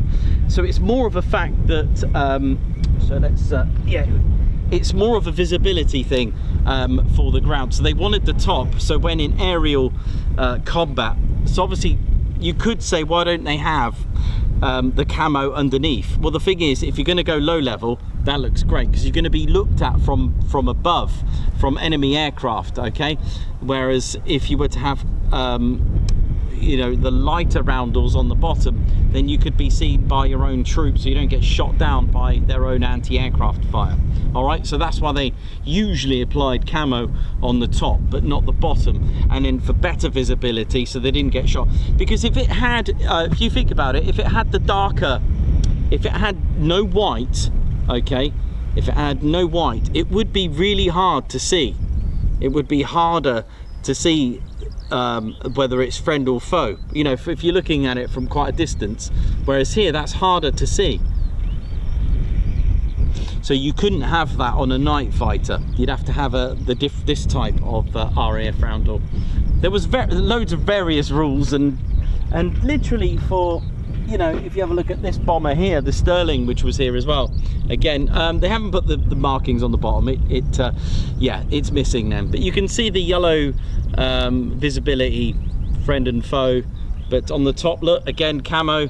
And again, if you look at PA474, and if you look at Just Jane NX611, perfect examples, camo just across the top, just literally on the top, a little bit here, and then underneath that sort of night camo, just basically plain sort of sky black, basically, for it. But you would see it literally, though, it does depend on your aircraft as well, as in the role, whether it was a night fighter. Just trying to think which one's got it. Yeah, this one, this Wellington's got it. See, this Wellington's got the same. So camo on the top and dark underneath, look.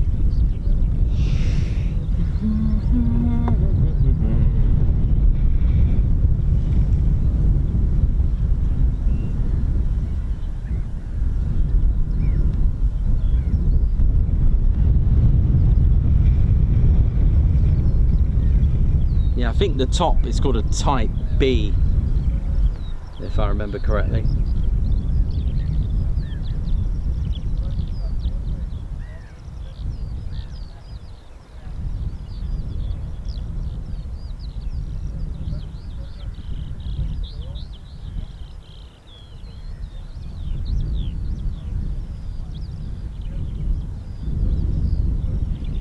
Well, we did have 3 extraordinary takeoffs with some water shots. It's a shame we didn't get to see this, unfortunately, but that happens.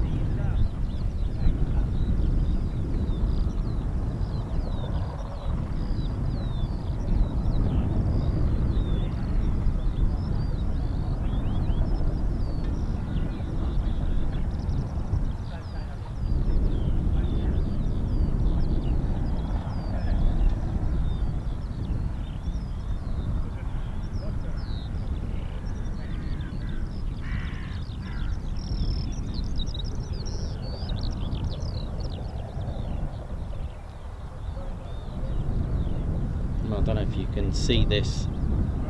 I don't know if you can see. I'll show you all of the Royal Air Force markings if I can. We'll have a quick inspection. Maybe I'll do a bit of history on that. I'll show you most of them anyway. So you got, I don't know if you can see that. That's most of them that I've got. I'll print this out for you, or I'll start doing some drawings on them so you can have a little look.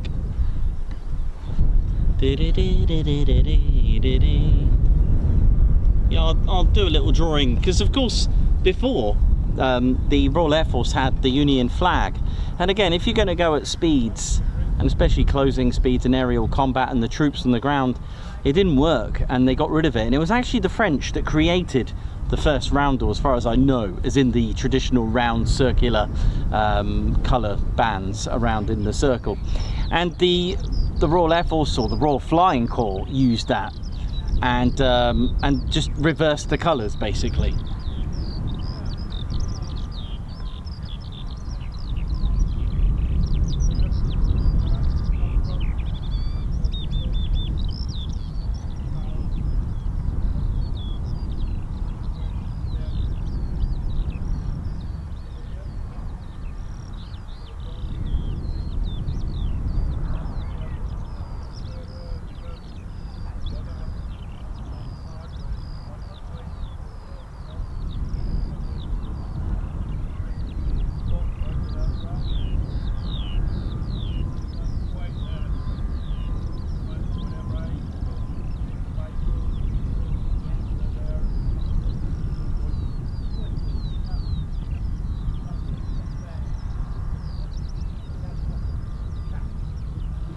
Dieter, yeah, absolutely. That is correct. It is literally.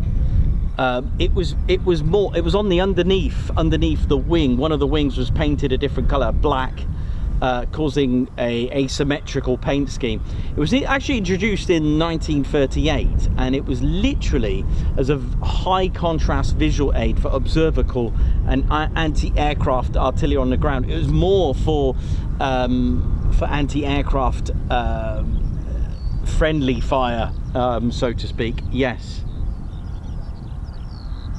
Alex Blackcat, question, Nico, is there any fighter jets that do not have afterburners?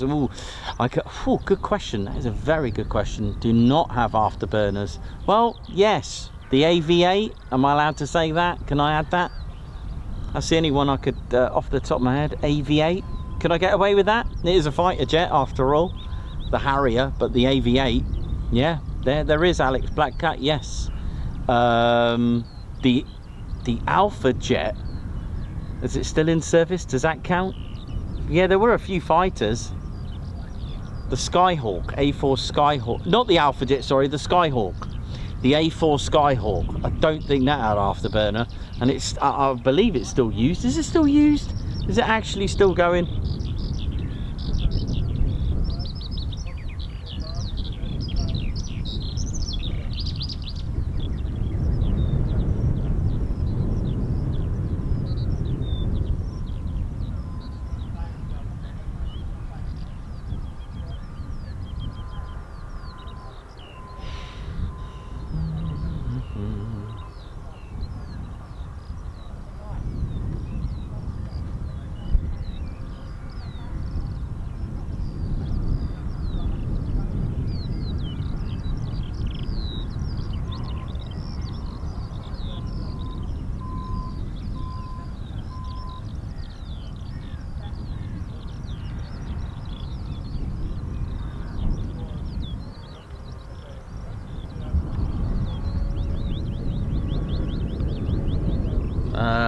Andrew Austin, no, because the Hawk T1 and T2 is a trainer aircraft. I think what Alex means is an actual fighter jet, as in class as a fighter. Yeah, not the Hawk. No, not the Hawk or Hunter. Well, yeah, you could. Yeah, okay. So there were fighter jets, but do you mean now? Because if we mean now, then I'd say the only one in service would be the AV-8. So no, the Hawk T1 and T2. Hence the T is trainer. So as in a fighter would mean a frontline combat role. So yes, the Hunter was, but that's a was. I don't think it's in service now, because otherwise we could have a. But yeah, no, you see, there is a difference between a fighter jet and a trainer.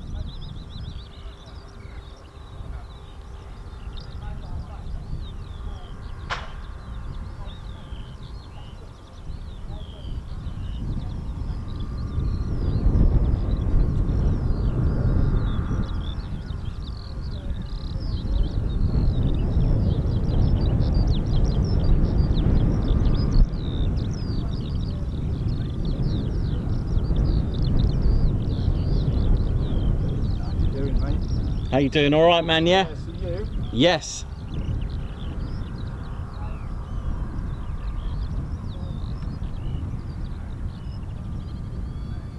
Yeah. So, you know, and also just to clarify, if you mean today's aircraft, things that are serving, otherwise the list is going to be massive. If you're going to count fighter jets without afterburner.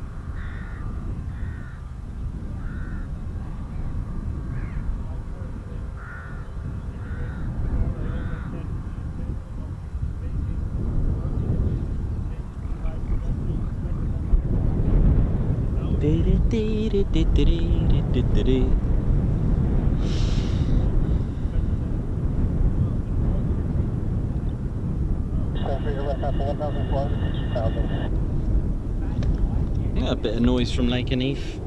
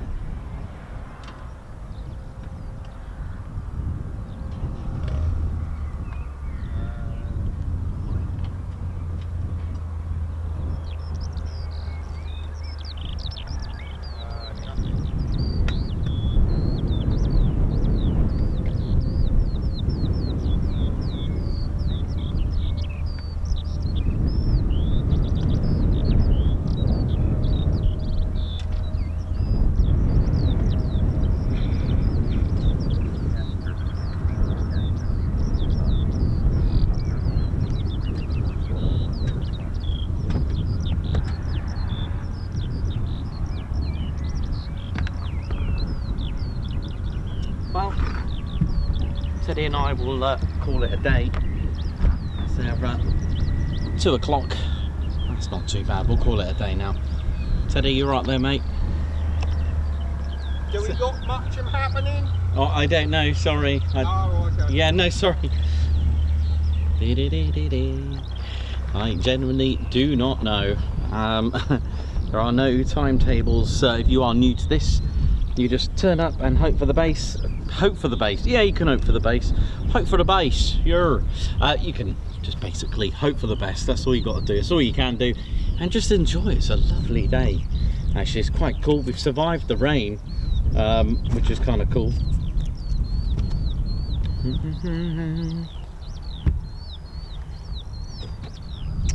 Rob Kennard, high five. Thank you very much for the super 8 guards march. Hope everyone is good.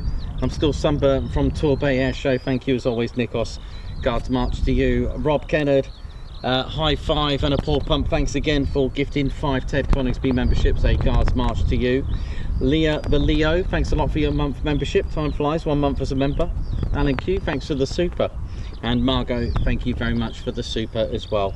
Right, we're gonna call it off. We're gonna go. We are done, dusted.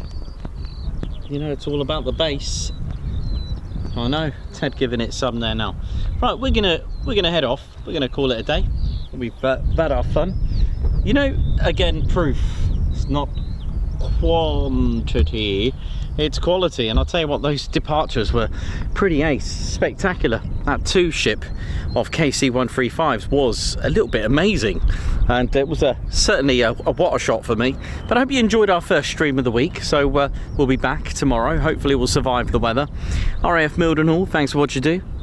And of course, all our fans and viewers and members, thank you so much. Hope you all had a great time today with us, and it's been great obviously talking to you about all the details. Some great questions in there, keeping our brains functioning and quizzed.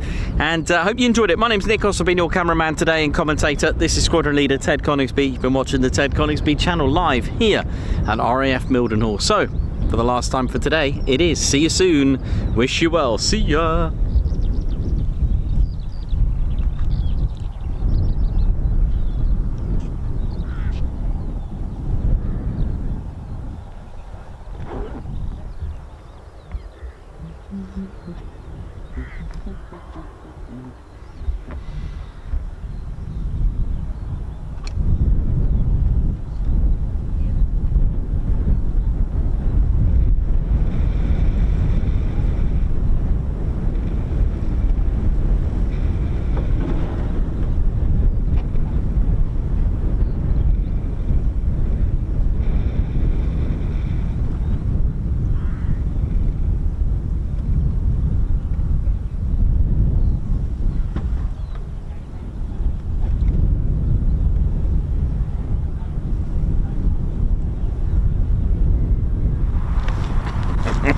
Oh yeah, ladies, sheds and teddy bears, welcome to the Ted Coningsby channel membership. I'm Nikos, I'm your cameraman and commentator. This is our squadron leader, Ted Coningsby. Just want to say a massive thank you to all our members. Guns up, and oh yeah. Take it away, Ted. Ladies, sheds and teddy bears, we want to say a massive thank you to all of our subscribers for getting us to where we are today. We have gone all over the country, from as far as Lossiemouth to Brize Norton, and military areas such as air weapons ranges, low flying areas, heritage centres and special flights for TED 2. We cannot do this without your support, and your support will be rewarded. You can now join the Ted Coningsby Squadron and help fund the channel to get us around the country and provide us with the funds for equipment to bring you better content too. We have 3 levels of membership to suit everyone. With your membership, you'll get access to members only videos, photos, posts, unlock special Ted Coningsby YouTube emojis and loyalty badges, as well as being able to access our exclusive members only Discord server.